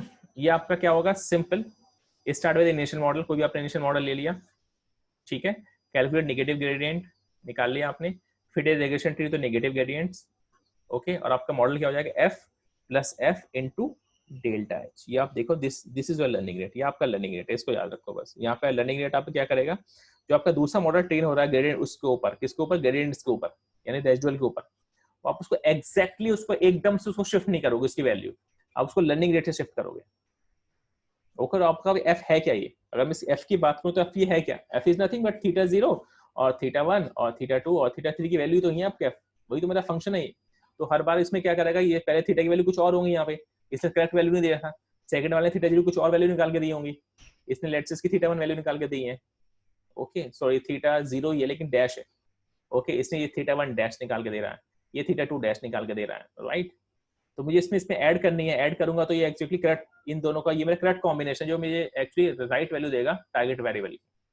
तो मैं इसको एग्जैक्ट वैल्यू यूज नहीं करता हूं, मैं इसको क्या करूंगा, प्लस लर्निंग रेट लगा के यूज करूंगा, जिससे कि मेरा मॉडल ओवरफिट ना हो, ओके। तो धीरे धीरे अपडेट होगा, थीटा 0 में लेके मेरा राइट डायरेक्शन में धीरे धीरे मूव होता चला जाएगा, फर्स्ट वाला इसको हल्के से अपडेट करेगा, सेकंड वाला फिर हल्के से अपडेट करेगा, तो ऐसे धीरे धीरे आपका अपडेट होते चले जाएंगे, ओके, राइट डायरेक्शन। अल्टीमेटली मुझे मिलेगा वही जो मुझे फाइनल मेरा थीटा मिलेगा, मुझे फाइनल थीटा जो मेरा करेक्ट प्रेडिक्शन देगा मुझे, ऐसे आपके थीटा 0 थीटा 1 ऐसे आपके अपडेट होते चले जाएंगे। ये समझ में आया, इसमें किसी को कोई कंफ्यूजन है, एनी कंफ्यूजन नेहा? तो थोड़ा थोड़ा है बट ठीक है, देख लूंगी, मतलब मेरे को ऑलमोस्ट समझ आ गया है। किसको समझ नहीं आया, अच्छा ये बताओ, सबको समझ आ गया? नदीम? हाँ सर, मतलब वो क्लियर हो जाएगा एक और बार देखने पे, ठीक है। देखो, I just take a simple example, मेरा एक फर्स्ट मॉडल है, मेरे एक फर्स्ट मॉडल मैंने बनाया, मेरा फर्स्ट मॉडल मेरा एक्चुअली में होगा क्या, मैं इसको f1 बोलता हूँ, दिस माय फर्स्ट मॉडल, जो मेरा एक्चुअली में क्या देगा मुझे, theta 0 plus theta 1 x1, okay, plus theta 2 x2 plus theta x1। ये मेरा फर्स्ट मॉडल है, जो मैंने फर्स्ट आपका स्टंप लगाया उसने मुझे मॉडल बना के दे दिया है, ठीक है। इसमें थीटा 0 थीटा 1 की आपकी एक वैल्यू होगी, इसको मैं क्या बोल देता हूँ, फर्स्ट मॉडल, नहीं ये वैल्यू दे दी मुझे, ठीक है, यहाँ तक बिल्कुल ठीक है, बिल्कुल ठीक है, परफेक्ट।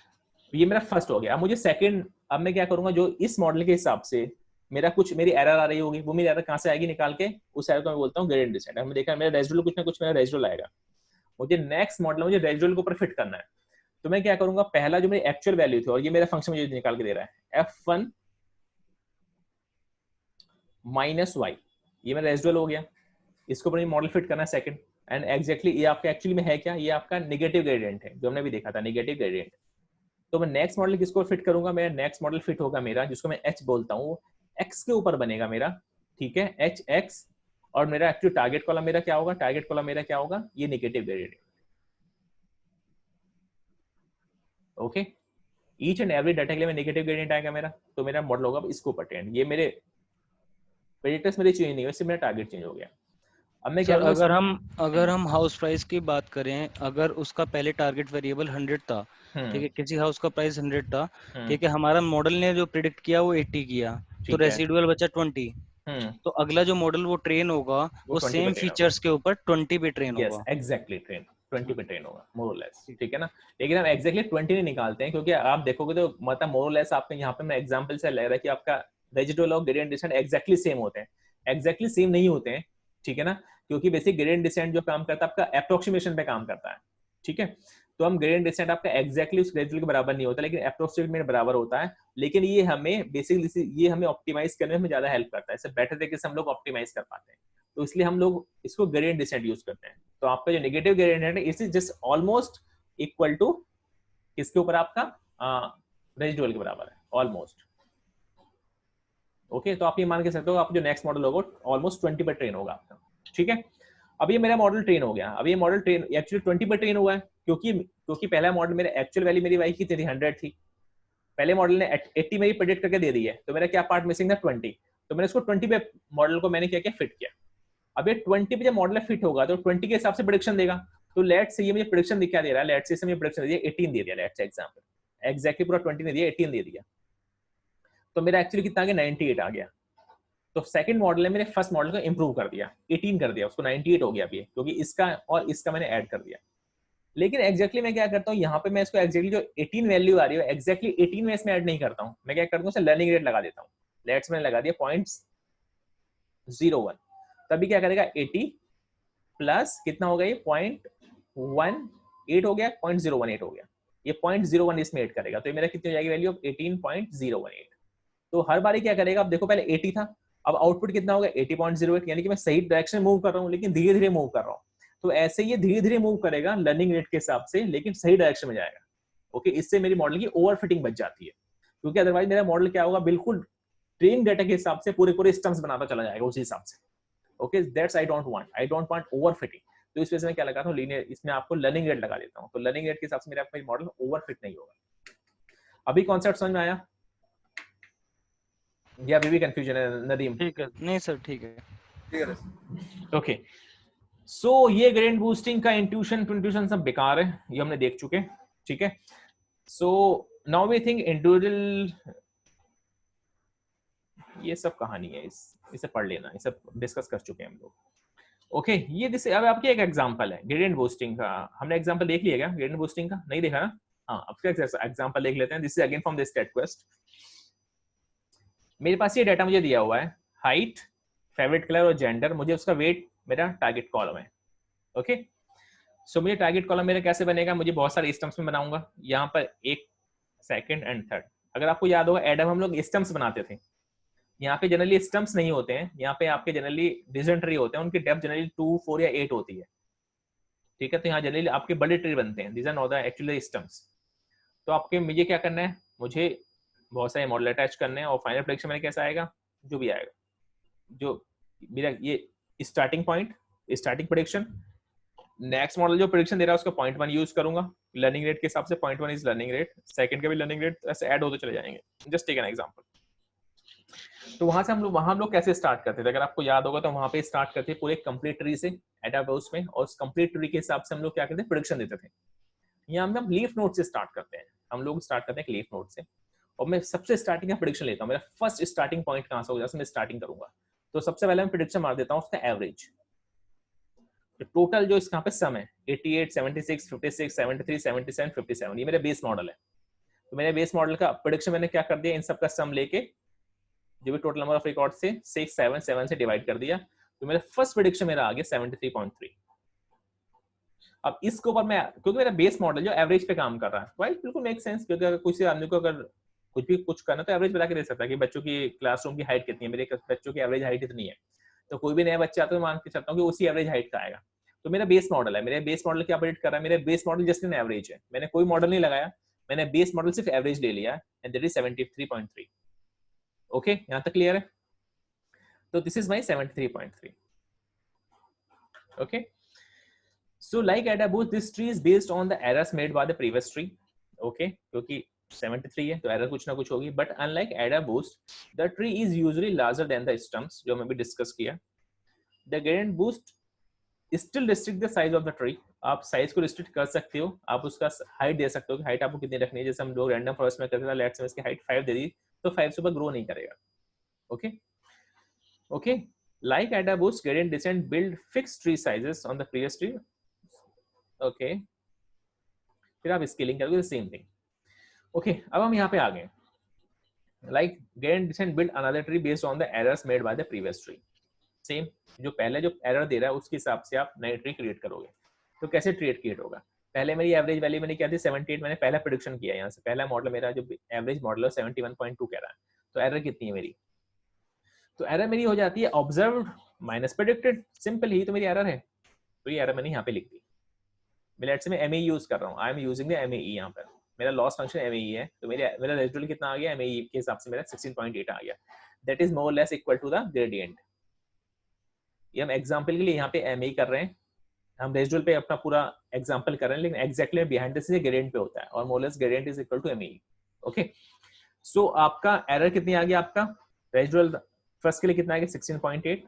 तो सबके लिए आपके मोर लेस आपका ये आपका रेजिडुअल आ गया, यानी कि एरर आ गई. ओके, जितना डिफरेंस है, क्योंकि आप 73.3 लेके चल रहे हो, लेकिन एग्जैक्टली आपका कितना ये है आपका. This is the difference that you called residual. Sir ये 73.3 और ये 71 की दो अलग वैल्यूज के 7 एक तो एवरेज था, दूसरा 71 कैसे आया? मतलब मुझे ऐसा लग रहा है कि हम दो वैल्यूज देख रहे हैं, एक तो 71.2 सॉरी, वो मैंने गलत लिखा. वो 71.2 ये, सॉरी. ठीक है, my mistake. This 71.2. Okay, 71.2. Okay, उसका नहीं सर, एक्चुअली शायद ऐसा कुछ था कि नहीं, कुछ नहीं है ऐसा.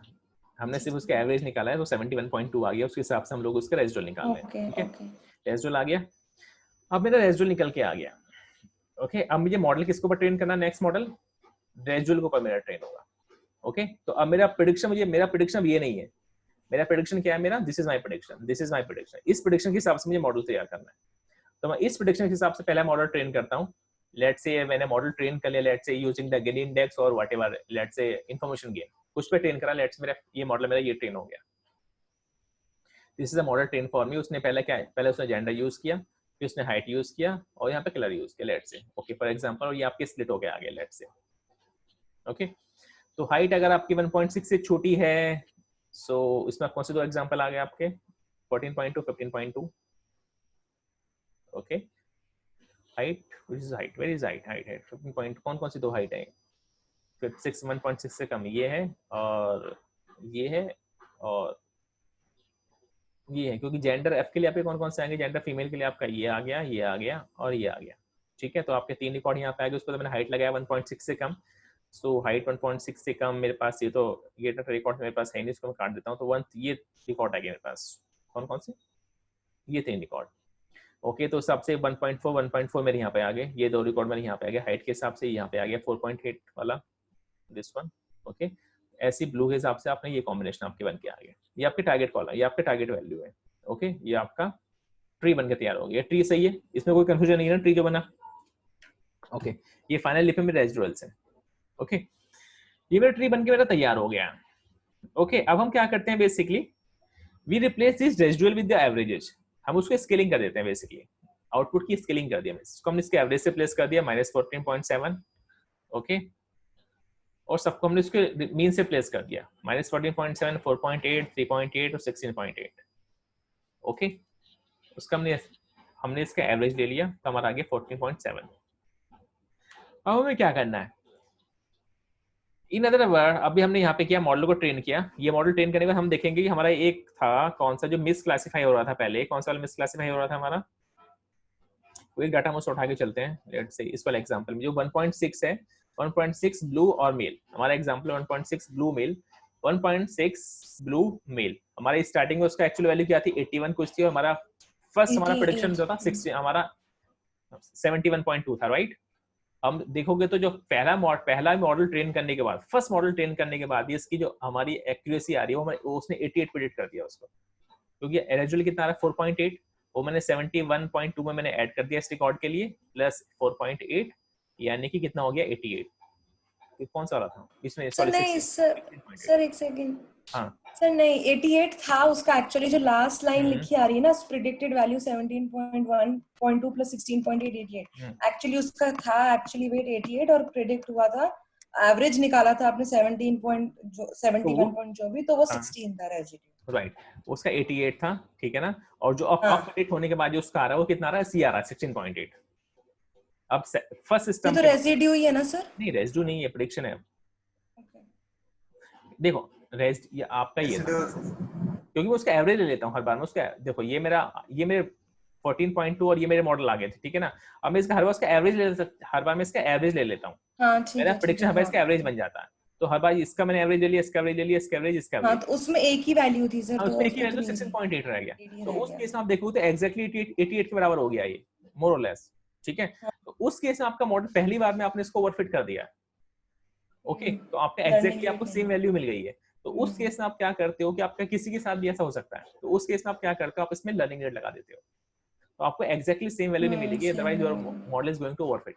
तो आप यहाँ पे 0.1 से उसको मल्टीप्लाई कर देते हो 0.01 से, तो आपका ये एग्जैक्टली 88 नहीं होगा, now it will become 71.2, let's say 0.8, तो आपका 72.9 हो जाएगा सिर्फ, ओके। तो आपको फर्स्ट मॉडल के बाद आपको प्रेडिक्शन क्या मिल रही है, आपको मिल रही है कितनी आ गई आपकी 72.9। सेकंड मॉडल आपको कितना प्रेडिक्शन दे रहा है, आपको 72.9। तो ये आपकी प्रेडिक्शंस हो गई अब आपकी, ये सॉरी नॉट दिस वन, ये। तो आपका अब आपके प्रेडिक्शन सब में आप क्या ऐड कर दोगे, 0.1 से मल्टीप्लाई करके सब डाटा में आप उसके कॉरस्पॉन्डिंग ऐड करते चले जाओगे वैल्यू, ओके जी। आपके अब आपके सेकंड मॉडल के बाद उसके प्रेडिक्शन आ गए जो आपके फर्स्ट प्रेडिक्शन में आपने ऐड कर दिए, ठीक है। तो आपके 71.2 में आप ये सब ऐड कर दोगे कॉरस्पॉन्डिंग डाटा में, तो आपके लिए रेजिडुअल अब कितना, रेसिड्यू कम हो जाएगा।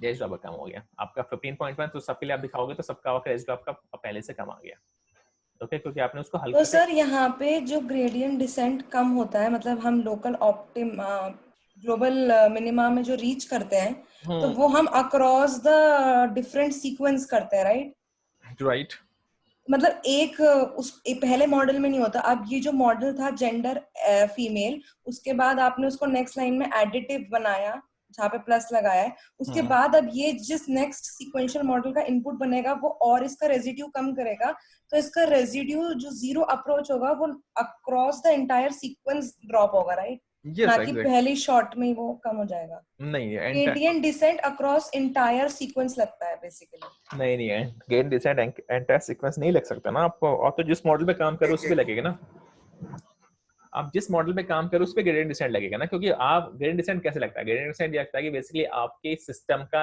अभी इस समय वैल्यू क्या है और आपके एरर क्या है, तो एरर को मिनिमाइज करने के लिए आप ग्रेडियंट डिसेंट लगाते हो। और लर्निंग रेट से अपडेट कर देता है जितना यस भी थीटा एग्जैक्टली, को उतना। तो तो बस रेजिडुअल इतना ही कॉन्सेप्ट है इसका भाई कि इतना जो ही भी कंसेप्ट है, बस रेजिड्यू आया उसको उसका आपने टारगेट बना मीन दिया। ले लिया, मीन ले लिया उस बकेट में, जिस बकेट में अप्लाई करता है उस बकेट में हाँ। मीन लेके लर्निंग रेट से मल्टीप्लाई करके उतने से ड्रॉप कर दिया बस।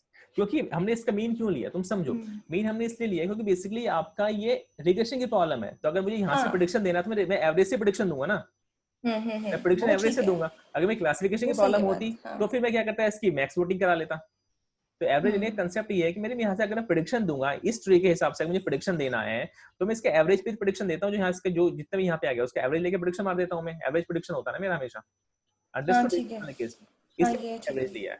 तो वही आपका प्रेडिक्शन बन गया। तो यहाँ पे सिर्फ एक ही डाटा था 16 पॉइंट का, 16.8 रहा था, यहाँ दो थे, इसका एवरेज हो गया था, ओके। तो फिर हमने इसको 0.1 से मल्टीप्लाई करके सब में ऐड कर दिया, तो ये आपके नए रेजिडुअल्स आ गए। तो आपका आप देखोगे तो रेजिडुअल्स आपका पहले से कम हो गया, यानी कि आपका प्रेडिक्शन आपका राइट डायरेक्शन में मूव होता जा रहा है। अब आप वही सेम सीक्वेंस आप फिर लगाओगे, अब आप इसको पर फिर से एक नया मॉडल ट्रेन कर दोगे इस रेजिडुअल के साथ, ओके, इस रेजिडुअल के साथ एक नया मॉडल ट्रेन करोगे, आपके ये आपकी टारगेट वैल्यू है, उससे आपका नया मॉडल ट्रेन हो जाएगा। ये आपकी पहले थी, ये सेकंड थर्ड बनाओगे तो और कम हो जाएगी आपकी, बस ये आपका बनता चला जाएगा ऐसे ही। व्हाट द पॉइंट, पूरा मॉडल रेजिड्यू पर ही बनता जाएगा। पहला जो Yes, सबसे yes. फर्स्ट मॉडल है वो एक्चुअल वैल्यूज पे बनता है, उसके बाद सिर्फ रेजिड्यू पे बनता है। बनते चले पर बेसिकली हम हर बार रेजिड्यू कम करते जा रहे हैं लर्निंग रेट से, तो बेसिकली हम अक्रॉस एवरी सीक्वेंस में ग्रेडियंट डिसेंट लगा रहे हैं। मतलब मैं वैसे सोच रही हूँ कि आप बोल रहे हो ना कि हम धीरे धीरे हर सीक्वेंस में राइट डायरेक्शन में मूव कर रहे हैं, मतलब आप ऐसे अक्रॉस द समझो कि आप सीक्वेंस। ईच एंड आप ये मान लो कि ईच एंड जो ग्रेडियंट डिसेंट क्या करता है, स्टेप बाय स्टेप काम करता है, तो ग्रेडियंट डिसेंट आप हर बार हम एरो को कम करते जा रहे हैं बेसिकली, ठीक है ना, ईच एंड एवरी मॉडल के साथ, ओके। तो हर बार आप देखोगे तो फिर आपके अब आपके और कम हो गए हैं, तो हर बार ये आपके मॉडल बनाता जाएगा, उसको 0.1 ऐड करके आपके एक्चुअल प्रेडिक्शन में ऐड करता चला जाएगा, ओके। जितने मॉडल दोगे उतने आपका मॉडल ट्रेन होता चला जाएगा एंड तक, फिर आपके अब ये ये थे जब ये ये स्टॉप आपके होगा तो ये रेजिड्यू मिनिमम हो जाएगा तब स्टॉप होगा, या जितने हम बोलेंगे कि ट्रीज डिपेंड करता बनाना है। है लेट्स से कि एक सीक्वेंस टाइम में। ऐसा आ गया कि आप बेसिकली नए मॉडल ऐड करते जा रहे हो लेकिन रेजिडुअल में कोई चेंज नहीं आ रहा, यानी कि आप कितने भी ऐड करोगे तो आपका मॉडल इससे अच्छा प्रेडिक्शन नहीं दे पा रहा है, ठीक है ना, ओवरफिट हो गया आपका मॉडल एक तरह से, मतलब कि आपका एरर आपकी कन्वर्ज हो गई है। कहीं आप कितने भी ठीक आगे है। ट्री ऐड करोगे तो ट्री भी कुछ हेल्प आपको नहीं कर पा रहा है। एक केस तो ये है। एक केस और होता है एडेप्टिव बूस्टिंग में कि आप इसमें, हाँ वही केस जिसमें बता रहा हूँ, अर्ली स्टॉपिंग जिसको हम बोलते हैं, जो आपने अगर याद होगा तो मैं हमने सीनियर में पढ़ा था उसको, हाँ सर याद है। सीनियर में पढ़ा था, न्यूरल नेटवर्क पढ़ा था, अर्ली स्टॉपिंग। तो अर्ली स्टॉपिंग का कंसेप्ट होता है यहाँ पे कि बेसिकली पूरी की पूरा ट्रेन नहीं करेगा। लेट्स से 100 मैंने मॉडल्स दिए, 50 के बाद आपके कन्वर्ज हो गई है तो 50 पे ड्रॉप कर देगा पेशेंस अर्ली लेवल स्टॉपिंग। तक वेट करेगा कि 3 बार सेम रिजल्ट आ रहा है तो फिर तो आगे। आपका अर्ली स्टॉपिंग में स्टॉप कर देगा, आगे आपके मॉडल ट्रेन नहीं होंगे, ठीक है। या एक तरीका यह है कि आपने अर्ली स्टॉपिंग नहीं लगाई तो कंप्लीट मॉडल ट्रेन करेगा एंड तक, और अगर आप जितने आपने इसको दिए 100 के बाद वो रुक जाएगा, ठीक है। तो दो तरीके हैं स्टॉप होने के, या तो सारे आपके मॉडल जितने भी आपने उसको एस्टिमेटर दिए वो सारे कंज्यूम हो जाएं, या बेसिकली जहां पे उसका एरर कन्वर्ट हो जाएगी पहले ही वहीं पर स्टॉप कर जाएगा। Okay, so this is the same, everything is same. ये आपकी ग्रेडिएंट बूस्टिंग है। तो दोनों में कंसेप्ट समझ में आ गया। पहले वाले में हम वेट अपडेट करते हैं, ठीक है। यहाँ पे अगर आप देखोगे तो आपका वेट ऐसा कुछ अपडेट नहीं हो रहा। यहाँ पर आप देखोगे तो आप फाइनल अपडेशन आपका आता चला जाता है, आप एक के बाद एक ऐड करते चले जाते हो, उसमें आपका फाइनल प्रेडिक्शन जो आता है आपके इस तरह से आता है, ये 3.1 3.2। तो आप फाइनल प्रेडिक्शन आप देखो कैसे, फाइनल प्रेडिक्शन आप कैसे आएगा। अगर मुझे फाइनल प्रेडिक्शन देना होगा तो मैं कैसे दूंगा, कोई बताएगा मुझे इसमें। तो फाइनल प्रेडिक्शन आपका ऐसे आएगा, लेट्स से मेरा फाइनल कोई डेटा है जिसमें मुझे प्रेडिक्शन देना है, तो फाइनल प्रेडिक्शन मेरा आएगा basically first average value 71.2 plus 0.01 और जो मेरा सेकंड प्रेडिक्शन दे रहा है, ठीक है, जिसको मैं मान लेता हूँ लेट्स से P2 जो सेकंड वाले ने प्रेडिक्शन दिया, प्लस 0.01 जो थर्ड वाले ने प्रेडिक्शन दिया, प्लस 0.01 जो फोर्थ वाले ने प्रेडिक्शन दिया। ऐसे आपका ऐसे फाइनल प्रेडिक्शन आप कैसे आएगा टोटल 100 को ऐड करके। ओके सर क्लासिफिकेशन में कैसे आएगा? क्लासिफिकेशन में मैक्स वोटिंग वो आपका 0.01 है, जो भी आप यहाँ पे लगाओगे, आप जो भी आपकी अच्छा, लर्निंग प्रोबेबिलिटीज पे काम होगा। प्रोबेबिलिटी पे काम होगा आपका, हम्म, ठीक है। सो आपका so when we keep making trees until we reach the maximum specified, or adding additional tree does not significantly reduce the size of the residual, दोनों तरह से आपका स्टॉप हो जाएगा। Okay, and once the math is done we are done with the predicted weight। Okay, तो ये add करता चला जाएगा ऐसे, done done done done add कर जाएगा, आपका प्रेडिक्शन आ जाएगा। Okay, so we are good, ठीक है सर। यस हाँ। ठीक है। तो ऐसे आपका प्रेडिक्शन तो चला जाएगा। यहाँ पे आपकी एक तरीके से आप देखोगे तो आपके एडाबूस में क्या होता है कि लास्ट में सबकी आपका आप मॉडल को भी वेट दे रहे थे, ठीक है, और फाइनल आपका प्रेडिक्शन में सबका एक साथ आपका पहले में वो सबकी प्रेडिक्शन लेता था, सबकी वेटेड प्रेडिक्शन के हिसाब से आपकी वोटिंग करता था। यहाँ पे ऐसा नहीं, यहाँ पे सेल में आपका प्रेडिक्शन होता चला जाएगा और एंड वाला जो आपका मॉडल होगा आपका फाइनल प्रेडिक्शन देगा। Okay, got it. क्योंकि आपको जो प्रेडिक्शन होगा वो स्टेप्स होता चला जाएगा।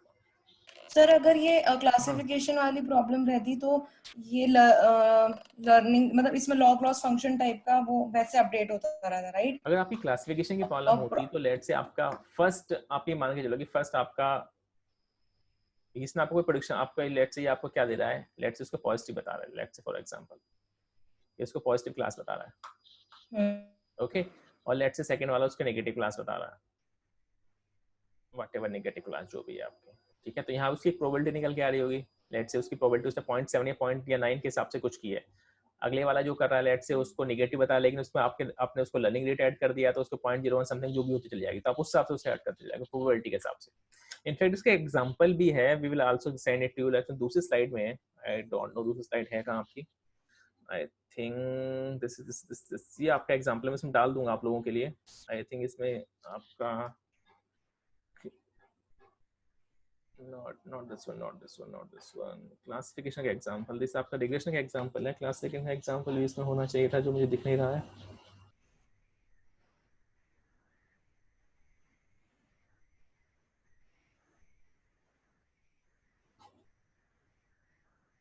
ये क्लासिफिकेशन का एग्जांपल है। ओके, इसमें आप लॉग लॉट्स पे काम करते हो, ये आपकी प्रोबेबिलिटी निकल के आएगी, जो हम कहते हैं कि आपकी प्रोबेबिलिटी निकल के आएगी, तो एक्जैक्टली आपकी प्रोबेबिलिटी निकल के आएगी, वहां पे आपका वैल्यू आ रही थी, यहाँ पे प्रोबेबिलिटी आएगी। ओके, सो यहाँ पे आपकी क्या आएगी, दिस इज योर प्रोबेबिलिटी, यहाँ पे आपकी प्रोबेबिलिटी निकल के आएगी। ओके, उस प्रोबेबिलिटी के हिसाब से यस नो जो भी आपका आउटपुट आएगा उस हिसाब से आपका रेजिडुअल आएगा। रेजिडुअल आपका, आपके पहले प्रोबेबिलिटी 1 होनी चाहिए थी क्योंकि +1 के हिसाब से 1 है, लेकिन आपका मॉडल क्या वेट कर रहा है 0.7, तो रेजिडुअल कितना आ गया आपका 0.3। अंडरस्टूड नेहा? तो हम प्रोबेबिलिटी पे काम करेंगे वहां पे। ओके, 1 और 0 है प्रोबेबिलिटी, क्योंकि आपकी अगर ये पॉजिटिव केस है एक्चुअल में तो उसकी एक्चुअल में इसकी प्रोबेबिलिटी 1 होनी चाहिए। मेरा मॉडल तो इसको एक्चुअली पॉजिटिव तो बता रहा है, लेकिन कितनी प्रोबेबिलिटी के साथ बता रहा है, 0.7 के साथ, तो रेजिडुअल कितना आ रहा है 0.3। तो आपका नेक्स्ट मॉडल काम किस पे काम करेगा, 0.3 प्रोबेबिलिटी पे काम करेगा। ओके, तो आपका रेजिडुअल आ गया 0.3, तो इस सबका रेजिडुअल निकाल लोगे, next model will is going to fit on this residual. Understood Neha? Okay, so ये एग्जांपल आप लोग देख लेना, मैं उसमें ऐड कर दूंगा दिस एग्जांपल। ओके, सो लेकिन एग्जैक्टली करेगा आपकी प्रोबेबिलिटी काम, सेम तरीके सारा काम होगा, बट आपको न्यूमेरिकल वैल्यू वहां पे से कहां मिलेगी, that we are going to change the. Okay, so that was your gradient boosting. तो ग्रेडिएंट बूस्टिंग में आप जो ग्रेडिएंट होता है आपका बूस्ट होता चला जाता है और आपकी एरर जो है रिड्यूस होते चली जाती है। सो आपकी जो ग्रेडिएंट बूस्टिंग, आपकी नॉर्मल ग्रेडिएंट बूस्टिंग भी है, जो एक्चुअली में जो सबसे हिट है that is extreme gradient boost बोलते हैं इसको, that is XG boost. Okay, ये भी आपकी ग्रेडिएंट बूस्टिंग टेक्निक ही है, बट एक्चुअली ये this is more optimized and one of the best technique as of now. The boosting की सबसे अच्छी टेक्निक है ये। Okay, that is called extreme gradient boosting. ये तिनाकी चैन का एक्चुअली पीएचडी का पेपर था, उसे भी नहीं पता होगा इसका पेपर इतना हिट हो जाएगा शायद। तो this is one of the best algorithm as of now. Okay, Kaggle competition आपकी यूज होती ही है, बिना इसके कैगल कॉम्पिटिशन आप शायद ही जीत पाओगे। Okay, XGBoost is reliant on the performance of the model and computational speed. It provides various benefits such as parallelization, distributed computing, cache optimization, out of core computing. एक अगर हम यहाँ पे देखें तो आप इसके अगर कॉन्स देखोगे तो इसकी स्केलेबिलिटी की प्रॉब्लम थी हमारे पास ग्रेडिएंट बूस्टिंग की, क्योंकि आपकी बहुत ज्यादा स्लो हो जाती है, क्योंकि आप मॉडल को पैरेलल में ट्रेन नहीं कर सकते हो, आपको सारे के सारे मॉडल सीक्वेंस में ट्रेन करने हैं। तो सीक्वेंस में अगर आपके मॉडल ट्रेन होंगे तो अगर लेट से आपने 400 मॉडल ले लिया, आपका डेटा बहुत ज्यादा है, तो it is going to take a lot of time. अगर हम बात करें उसकी किसकी वाला नॉर्मल जो हम बैगिंग करते थे, तो बैगिंग हमारे सारे मॉडल कैसे ट्रेन होते थे, पैरेलल में ट्रेन होते थे। तो हम क्या करते थे, अगर हमारे पास बहुत सारे मल्टी प्रोसेसर्स हैं तो हम उसमें पैरेलल कंप्यूटिंग कर सकते थे कि each and every processor is working on a different model और फाइनली उनके आउटपुट को कंबाइन कर दो। लेकिन अगर आप यहाँ पे देखोगे एडेप्टिव बूस्टिंग, इसमें इसमें ग्रेडिएंट बूस्टिंग में, तो यहाँ पे सारे मॉडल सीरियल में, एक का इनपुट दूसरे का आउटपुट बनता है, सॉरी एक का आउटपुट दूसरे का इनपुट बन रहा है, तो सारे को आप पहले ट्रेन नहीं कर सकते हो। So that was the reason कि अब ये आपकी gradient boosting is not scalable. अगर आपका डाटा बहुत ज्यादा है, ठीक है, तो उस केस में it become very very very slow. So ये एक बहुत बड़ा चैलेंज था जो आपकी ग्रेडिएंट बूस्टिंग के साथ था। So that challenge actually overcame by the XGBoost and बहुत हद तक। तो XGBoost उस वजह से आपकी बहुत ज्यादा फास्ट है, बहुत ज्यादा ऑप्टिमाइज है, क्योंकि ये मैनुअल लेवल पे जाके आपके हार्डवेयर को ऑप्टिमाइज कर देती है। आपका हार्डवेयर एक्चुअली आपकी ग्रेडिएंट बूस्टिंग के हिसाब से ऑप्टिमाइजेशन लेवल पे काम करता है आपका। तो उसमें बहुत सारे हाइपर पैरामीटर होते हैं कि अगर आपका डेटा सेट बड़ा है या जैसे भी है, तो आपका हाइपर पैरामीटर आप ट्यून कर लेते हो, या आपका पैरेललाइजेशन भी कर देता है। So a lot of things are there जो पहले आपके नॉर्मल ग्रेडिएंट बूस्टिंग में नहीं थी, and that is why it is so famous. Otherwise ये आपके नॉर्मल ग्रेडिएंट बूस्टिंग ही है, लेकिन हार्डवेयर ऑप्टिमाइजेशन की वजह से it's become very fast. And the good thing is is open source. Okay, so gradient boosting, इसमें दो तरह की आपकी ग्रेडिएंट बूस्टिंग हमने देखी, स्टोकास्टिक, रेगुलराइज्ड। ओके, तो आप ये तीनों चीज में यूज करता है आपकी। आप नॉर्मल ग्रेडिएंट बूस्टिंग चला सकते हो, स्टोकास्टिक चला सकते हो, और आप रेगुलराइज भी कर सकते हो। आप अगर देखो तो आपके नॉर्मल ग्रेडिएंट बूस्टिंग में आपकी रेगुलेशन टेक्निक नहीं थी उसमें। ओके, तो इसमें आपके एक नई फीचर आ जाती है, that is called regulation technique. आप अपने अगर आपका मॉडल ओवरफिट कर रहे हैं, क्योंकि बूस्टिंग आपकी हमेशा ओवरफिट करती है डेटा को, तो उस केस में you have L1 and L2 regulation. This is the most important factor of the XGBoost, जो नॉर्मल आपकी बूस्टिंग टेक्निक में नहीं है। ये आपके पास इसने एक्स्ट्रा आपके जो आपके हम L1 और L2 देते हैं, उसने इसमें ऑलरेडी ऐड कर दिए आपकी बूस्टिंग टेक्निक्स में। जब हम अगर आपको याद होगा तो हम यहाँ पे एक्चुअली ग्रेडिएंट यूज कर रहे हैं, ग्रेडिएंट को बूस्ट कर रहे हैं। तो ग्रेडिएंट को जब बूस्ट करते हैं तो इस ग्रेडिएंट में क्या करता है कि आपका L1 और L2 ऐड कर देता है, वेट W और ये W स्क्वायर व्हाटएवर। अगर आपका L2 है तो W स्क्वायर हो जाएगा, W है तो W ऐड होगा। तो आपके ग्रेडिएंट में आपका L1 और L2 को ऐड कर देता है। Okay, this is one important कि ओवरफिटिंग को बचाने के लिए L1 L2 XG बूस्ट में, जो कि नॉर्मल में नहीं है. पैरेलाइजेशन of tree construction using all of your CPU cores during the training. मुझसे मजबूत उन्होंने कैसे किया है, this is hardware work, but ये आपके मॉडल के ट्री कंस्ट्रक्शन को पैरेलाइज कर देता है, जो कि that was one of the very, अगर आपको पढ़ना था उसके रिसर्च पेपर पढ़ सकते हो उन्होंने कैसे किया, दिस टेक्निकल रिसर्च पेपर आपको XGBoost का सब जगह मिल जाएगा. ओके, सो ट्री कंस्ट्रक्शन को इन्हें बहुत अच्छा पैरेलाइज कर दिया है. फर्स्ट थिंग, ये डिफरेंट CPU के कोर पे आप उसको पैरेलाइज कर सकते हो. डिस्ट्रीब्यूटेड कंप्यूटिंग जो पहले नहीं थी, वो आपका हार्डवेयर का आपका कर देता है ऑप्टिमाइज, कि लार्ज मॉडल को आप क्लस्टर्स में, डिफरेंट क्लस्टर्स ऑफ मशीन में कर सकते हो, कि आपने सही है 7 या 50 मशीन लगा दी है, तो डिफरेंट प्रोसेसर है, डिफरेंट आपकी मशीन अलग अलग मॉडल को ट्रेन कर रही है. ओके, तो 2 लेवल पे आपने इसको क्या कर दिया, पैरेलल कर दिया. पैरेललाइजेशन डिफरेंट कोर पे अलग अलग हो जाएगा और डिफरेंट मशीन पे अलग अलग ट्रेन हो जाती है.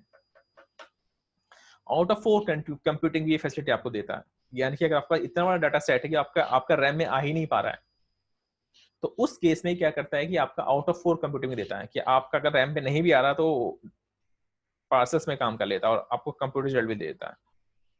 सो ये ऐसी चीजें हैं जो किसी और एल्गोरिथम में आपको नहीं मिलेंगी, किसी भी और आपके एल्गोरिथम में आपको हार्डवेयर ऑप्टिमाइजेशन आपको कहीं नहीं मिलेगा. सो XGBoost में ही आपको सिर्फ ये मिलता है, and that's why this is one of the best algorithm. Cache optimization, इसमें जो आपके डाटा स्ट्रक्चर एल्गोरिथम यूज हुई है वो बेसिकली इस तरह से उन्होंने उसको ट्यून किया हुआ कि वो आपके कैशों को ऑप्टिमाइज करते हैं आपके डेटा के लिए. They have used the best optimized data structure algorithms for the cache optimization. Okay, और इस आपका सॉफ्टवेयर लेवल पे चलता है, right? So this is the good thing. Algorithm के फीचर्स क्या हैं? अगर आपका this implementation of the algorithm was engineered for efficiency of compute time and memory resources. A design goal was to make the best use of available resources to train the model. Sparse aware implementation with automatic handling of missing data. ये इसकी बहुत अच्छी features है. अगर आपके data में अगर आपके मिसिंग वैल्यूज है तो उसको ऑटोमेटिकली हैंडल कर लेता है ये. Block structure to support the parallelization, even I don't have the much idea about it. आप अगर पढ़ना है तो आप जाके पढ़ सकते हो उसमें. ओके, कंटिन्यू ट्रेनिंग का मतलब कि आपने ऑलरेडी आधा XGBoost ट्रेन कर लिया तो उसके आगे से आप बाद में उसको स्टॉप करके फिर आगे से ट्रेन कर सकते हो. ओके, एक हिसाब से ट्रांसफर लर्निंग हो गया. आपने आधा मॉडल पहले ट्रेन करके रख लिया, उसके वेट आपके ट्रेन हो गए, मॉडल ट्रेन हो गया, उसके आगे से आप उसमें बाकी के उसमें मॉडल ऐड करके उसको ट्रेन कर लो. तो पहले वाले मॉडल आपके ट्रेन नहीं होंगे, जो ट्रेन हो चुके, लेट्स आपने 100 आपने एस्टिमेटर्स पहले डाले थे और 100 आप बाद में ऐड करना चाहते हो. आपने 100 जो डाले हैं तो वो आगे आपका मॉडल ट्रेन नहीं होगा, उसके आगे से आपके मॉडल ट्रेन होने स्टार्ट होंगे, right? So this is continue training आपकी फैसिलिटी आपको देता है, जो कि आपको याद होगा तो हम ट्रांसफर लर्निंग में हम करते हैं डीप लर्निंग में, सेम कॉन्सेप्ट वो आपका यहाँ पे भी यूज होता है. आप यहाँ वहाँ पे हम लेयर फ्रीज कर देते हैं, यहाँ पे आपके एस्टिमेटर फ्रीज हो जाते हैं. ओके, XGBoost के आपकी डिफरेंट इम्प्लीमेंटेशन है. पाइथन में अलग इम्प्लीमेंटेशन XGBoost का, R में अलग है, स्पार्क में अलग है, XGBoost और S2O. ओके, तो XGBoost जो ओपन सोर्स है मोर और लेस वो ग्रेडिएंट बूस्टिंग है. जो XGBoost आपका ओपन सोर्स है. ओके, जो S2 जो आपको ग्रेडिएंट बूस्टिंग देता है वो अलग है, और जो पाइथन में जो इम्प्लीमेंटेड है ग्रेडिएंट बूस्टिंग वो अलग है. R में आपकी ग्रेडिएंट बूस्टिंग अलग तरीके से इम्प्लीमेंटेड है और स्पार्क में आपकी अलग है. तो XGBoost आपकी सबसे बेटर, अगर आप देखोगे तो आपका परफॉर्मेंस सबसे अच्छी मिलेगी आपको. Which one is XGBoost? This one XGBoost. अगर आप देखोगे S2 का भी मोर लेस सेम है, लेकिन टाइम आपको ज्यादा लग रहा है. अगर आप देखोगे तो XGBoost की परफॉर्मेंस और S2.ai की बूस्टिंग की दोनों की मोर लेस सेम है, लेकिन टाइम XGBoost इज टेकिंग बहुत कम टाइम आपको लग रहा है, लेकिन परफॉर्मेंस दोनों की सेम आ रही है. ओके, तो XGBoost is the best gradient boosting algorithm as of now. लेकिन XGBoost आपका बहुत टाइम लेती है अभी भी. It will take a lot of time. देखो इन सबसे कम ले रही है लेकिन फिर भी बहुत टाइम लेती है. अगर आप इसको इसका लाइट वर्जन यूज करना है, then you go and go for the light GBM.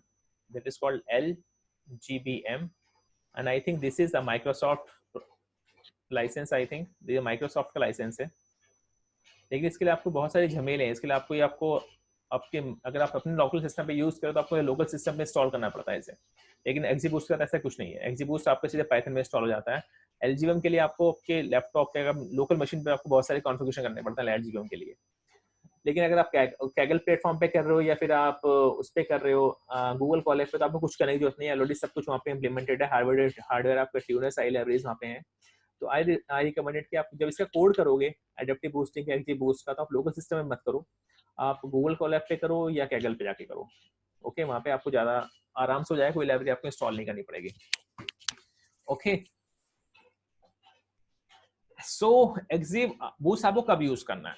So when you have in doubt use the XGBoost, simple algorithm, ठीक है ना।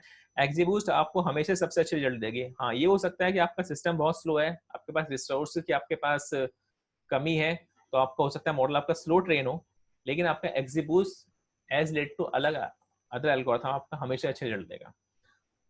अगर आप इसको हमेशा पैरेलल में भी यूज कर सकते हो, सिक्वेंशियल में यूज कर सकते हो। लेट्स से आपने एक डीप लर्निंग मॉडल बनाया, उससे आपने फीचर एक्सट्रैक्ट कर लिए और उसको बाद आपने XGBoost लगा दिया। सेम, या आपने किसी और एल्गोरिथम के थ्रू आपने फीचर एक्सट्रैक्ट किया, उसको XGBoost लगा दिया। जो हमने अगर आपको याद होगा हमने स्टैकिंग पढ़ी थी, तो स्टैकिंग होने का याद होगा तो हमने कंसेप्ट किया था कि 4 या 5 मॉडल लगाओ और फाइनल जो उनका आउटपुट आता है उसको स्टैकिंग में आप XGBoost लगा दो। तो इस तरह आप एनसेम्बलिंग की डिफरेंट टेक्निक्स में XGBoost यूज कर सकते हो, स्टैकिंग में यूज कर सकते हो, या आप कहीं से भी किसी भी एल्गोरिथम में किसी भी आप टर्मिनोलॉजी के थ्रू या किसी भी टेक्निक के थ्रू आप बेसिकली फीचर को एक्सट्रैक्ट करो और अल्टीमेटली फाइनली उस पर XGBoost लगा दो। तो generally most of the times आपके इस तरह से आपका XGBoost काम करता है। तो XGBoost की आपके बहुत सारे hyperparameter, learning rate, maximum depth, सब सैंपल, ये आपके सब वही हैं जो आप डिसीजन ट्री के हिसाब से हैं। Column sample by tree, percentage of feature, ये आपका कि आप कितने ईच एंड एवरी जो आपका ट्री होगा वो आपके कितने परसेंटेज ऑफ फीचर यूज करेगा, ठीक है। अगर आपको याद होगा तो रैंडम फॉरेस्ट में ऐसे करते थे कि each and every tree is going to have different percentage of features, तो वो यहाँ पे ये भी है कितने एस्टिमेटर्स हैं। ऑब्जेक्टिव आपका कौन सा, आप रिग्रेशन की प्रॉब्लम है तो रिग्रेशन ऑब्जेक्टिव होगा, अगर क्लासिफिकेशन किया तो आपका डिफरेंट ऑब्जेक्टिव होगा। अर्ली स्टॉपिंग हम लोग बात कर रहे थे कि अगर आप अर्ली स्टॉपिंग नहीं दोगे तो आपके 100 अगर आपने एस्टिमेटर दिए तो सारे सारे ट्रेन होंगे आपके। अगर आप अर्ली स्टॉपिंग दे देते हो तो उस केस में अगर बीच में कहीं ऐसा होता है लेट्स से अराउंड 50 और 60 मॉडल्स की आपका एरर आपकी कन्वर्ज होगी तो वहाँ पे स्टॉप हो जाएगा, आपके कंप्लीट मॉडल आपके ट्रेन नहीं होंगे, दैट इज अर्ली स्टॉपिंग।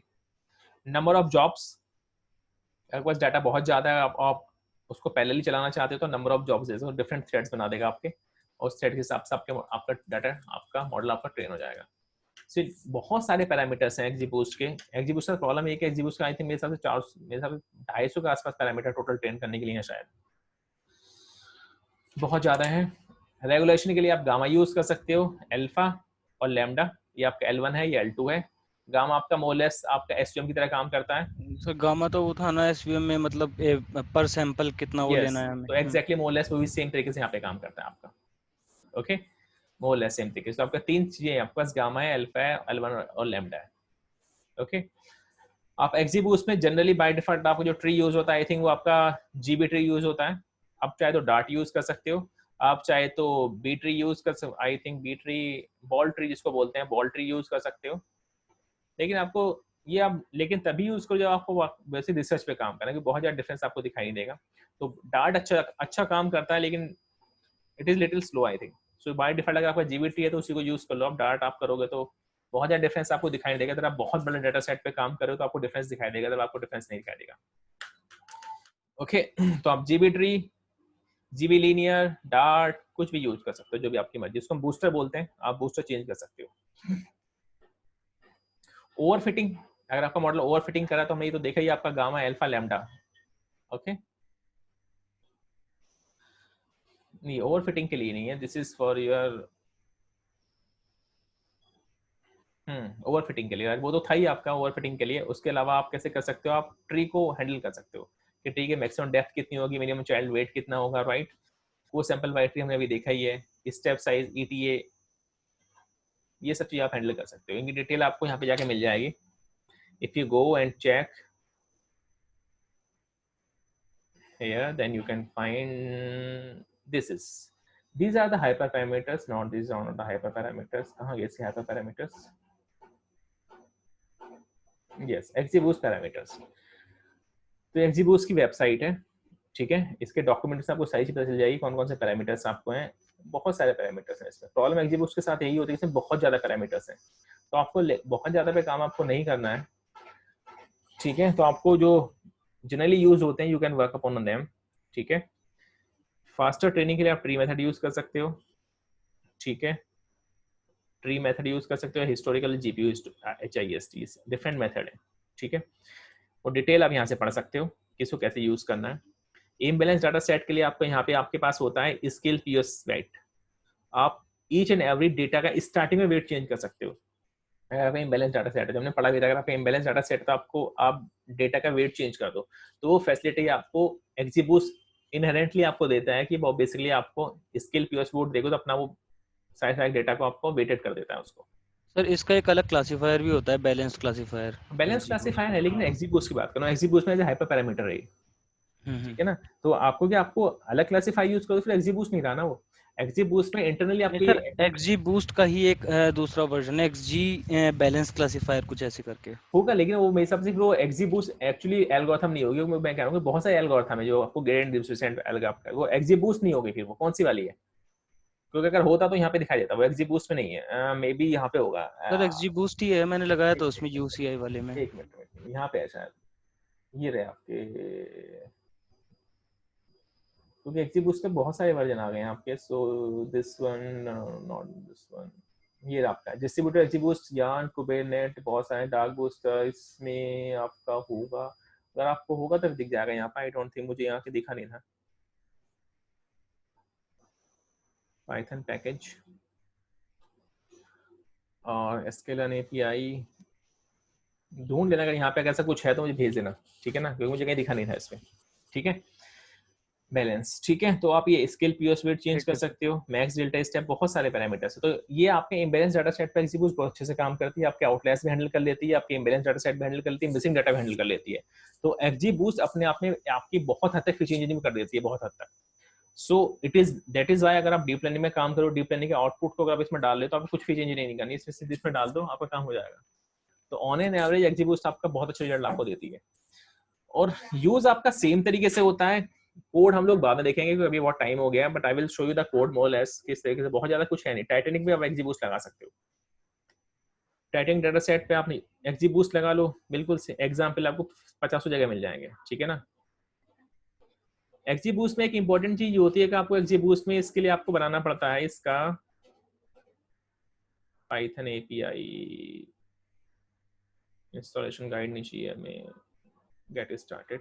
आपको डी मैट्रिक्स बनाना पड़ता है इसका, क्योंकि ये आपके जो पैरामीटर्स, आपका जो डेटा होता है उसको मैट्रिक्स फॉर्म में चाहिए होता है इसको, तो दिस इज द रिक्वायरमेंट। तो सबसे पहले आपको डेटा का मैट्रिक्स बनाना पड़ेगा। आप डेटा का मैट्रिक्स आप पाइथन में डायरेक्ट उसको ऐड कर सकते हो, XGBoost एज XGB, और डाटा इसमें डायरेक्ट डाल दो, सारी कॉलम आपके इसमें चले जाएंगे आपके डाटा मैट्रिक्स में। उसके बाद फिर आप उसको यूज कर लो। तो डाटा मैट्रिक्स आपको क्रिएट करना पड़ता है, and data matrix is actually internal data structure जो XGBoost को बेसिकली बहुत ज्यादा ऑप्टिमाइज और मेमोरी एफिशिएंट बना देता है। ओके, सो एक स्पेशल डाटा स्ट्रक्चर है जो कि आपको सिर्फ XGBoost में यूज होता है, data matrix. So you have to create a data matrix. तो पहले लेट्स मैंने XG क्लासीफायर लिया, ये आपका XG क्लासीफायर आपका ये sklearn की लाइब्रेरी है XGBoost के लिए API। तो ये सब आपने पैरामीटर डाल दिए, ओके। उसके बाद आपने क्या किया, टारगेट आपके ये आ गए, प्रेडिक्टर्स आपके ये आ गए लेट्स से, ठीक है। आपने XGB डॉट डाटा मैट्रिक्स बनाया किससे, प्रेडिक्टर्स और टारगेट, तो आपके डाटा मैट्रिक्स बनकर आपका तैयार हो गया, ओके, जो आप यूज करोगे। ये आपने पैरामीटर्स आ गया ALG.GB गेट पैरामीटर्स, और उसको आप यहाँ CV में यूज कर लो या फिट में यूज कर लो, यहाँ पे XGB.fit भी यूज कर सकते हो, व्हाटएवर जो भी आपको करना है, okay.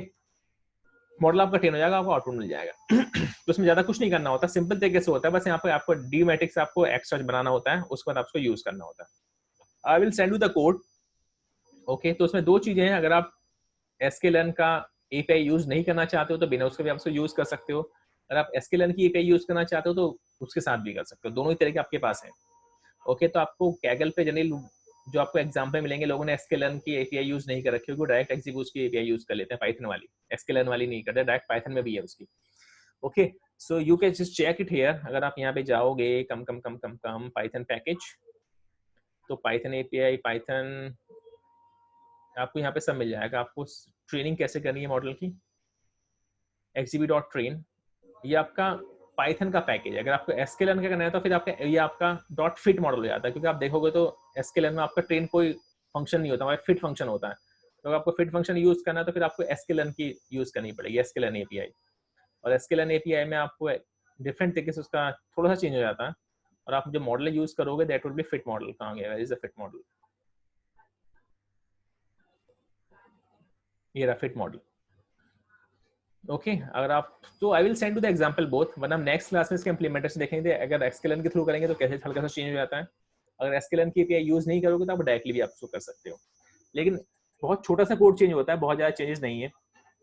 Okay, so I will share this code with you. GVM के इसमें कोड है लेकिन वो काम नहीं कर रहा है, क्योंकि GVM कोड इसलिए काम नहीं कर रहा है क्योंकि GVM इसमें इंस्टॉल नहीं है मेरे लैपटॉप में, लेकिन आप इसको अगर वहां पे रन करोगे इसको गूगल कोलैब पे तो ये कोड काम कर जाएगा।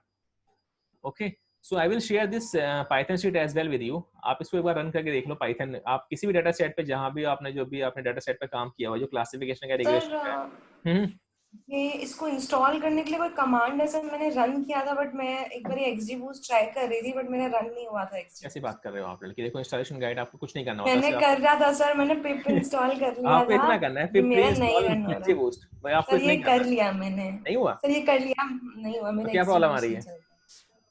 मुझे नहीं पता क्या प्रॉब्लम आ रही है, वो आइडेंटिफाई नहीं करता, कहता है नो सच दिस फाउंड। मैं एरर आपको या तो स्क्रीनशॉट फोन पे भेज दूंगी, मैं ये कर चुकी हूँ ये पिप, ठीक है। हाँ सर लेकिन मेरा हो गया था। पर नहीं मेरा हो गया था, हाँ मेरा हो गया था, मैंने उस पे लगाया था ना UCI वाली डेटा सेट यूसी पे लगाया हुआ ना, तो XGBoost बहुत आसान है। XGBoost को लगाना भी बहुत आसान है। XGBoost समझना थोड़ा डिफिकल्ट हो जाता है, अगर आप ग्रेडिएंट बूस्टिंग आपको नहीं समझ में आती तो आपको नहीं समझ में आएगा। तो थियोरेटिकल इसका कंसेप्ट बहुत इंपॉर्टेंट है आपके इंटरव्यू के लिए और उस बाकी चीजों के लिए। इंप्लीमेंटेशन तो बहुत आसान है उसका, और जनरली आपका कन्वेंशनल यूज होता है, आप डीप लर्निंग में कॉम्बिनेशन के साथ इसको यूज करते हो। Okay, so I will say आप एक तो इसको जाके XGBoost का डॉक्यूमेंट एक बार जरूर गो थ्रू कर लेना। It has a lot of information. In fact आप इसकी मैथमेटिक्स भी पढ़नी है तो इसकी आपकी ट्यूटोरियल में इसकी मैथमेटिक्स भी है, बूस्टेड ट्रीज। ओके, ये थोड़ा सा उसका डिफरेंट है, अदरवाइज जो हमने पढ़ा है ऑलमोस्ट सेम है, पर थोड़ा सा इसमें डिफरेंट है क्योंकि इन लोगों ने यहाँ पे क्या ऐड कर दिया, अगर आप देखोगे तो इन्होंने they have added L1 L2, कहाँ पर है L1 L2, कहाँ पर ऐड किया इन लोगों ने? Where is the weights? ये वेट ऐड कर दिया उन लोगों ने, मुझे कॉम्प्लेक्सिटी में ऐसा मॉडल कॉम्प्लेक्सिटी में ऊपर अभी जो दिखा रहा था अभी था मॉडल कॉम्प्लेक्सिटी। ये तो सब ऑलमोस्ट सब सेम है, जो हम अभी देखते हैं ना, एवरीथिंग इज सेम, क्योंकि वो सब सेम फंक्शन है, सिर्फ चेंज यहाँ पे इधर ये चेंज है L1 L2 वाला। ओके, और बाकी जो चेंज है वो एल्गोरिथम में चेंज नहीं है, वो सब आपके हार्डवेयर ऑप्टिमाइजेशन है, उसके एल्गोरिथम से कोई लेना देना नहीं है, ठीक है ना। जैसे मॉडल कॉम्प्लेक्सिटी में चेंज किया थोड़ा बहुत, ये आपका चेंज हो गया फंक्शन उसमें, और ये स्ट्रक्चर में कुछ चेंज किया इन्होंने, हल्का फुल्का चेंज हुआ है, लेकिन कोर में आपका एल्गोरिथम वही जो हमने अभी समझी है। तो इन्होंने हार्डवेयर को ऑप्टिमाइज करने के लिए थोड़ी बहुत एल्गोरिथम में भी हल्का फुल्का चेंज किया है, otherwise everything is same. Okay, अगर आपको समझना है तो हम यहाँ समझ लेना, अदरवाइज इंटरव्यू में कोई आपसे पूछेगा नहीं, क्योंकि 99% लोगों को खुद में मैथमेटिक्स नहीं आता होगा, ठीक है ना। So don't worry about that. Okay, आपको बेसिकली आपको जितना हमने समझा उतना आ गया, that is more than enough. So code में आपको भेज दूंगा, अदरवाइज आप सीधे कैगल पे जाना, कैगल और XGBoost, आपको 1000 एग्जांपल मिल जाएंगे, ठीक है। लोगों ने कैसे इंप्लीमेंट कर रखी है, वहां से इंप्लीमेंट इसको कर लो, अदरवाइज कोड हम लोग नेक्स्ट क्लास में डिस्कस करेंगे, ठीक है। सो कैगल कुछ भी मीनवाइल एक चीज पूछनी थी, पूछो। मतलब इससे रिलेटेड नहीं है मुझे, मतलब ये चीज पूछनी थी कि since like we have 4-5 minutes, तो सर मुझे ना ये पूछना था कि हम लोग ना ये सब पढ़ तो रहते हैं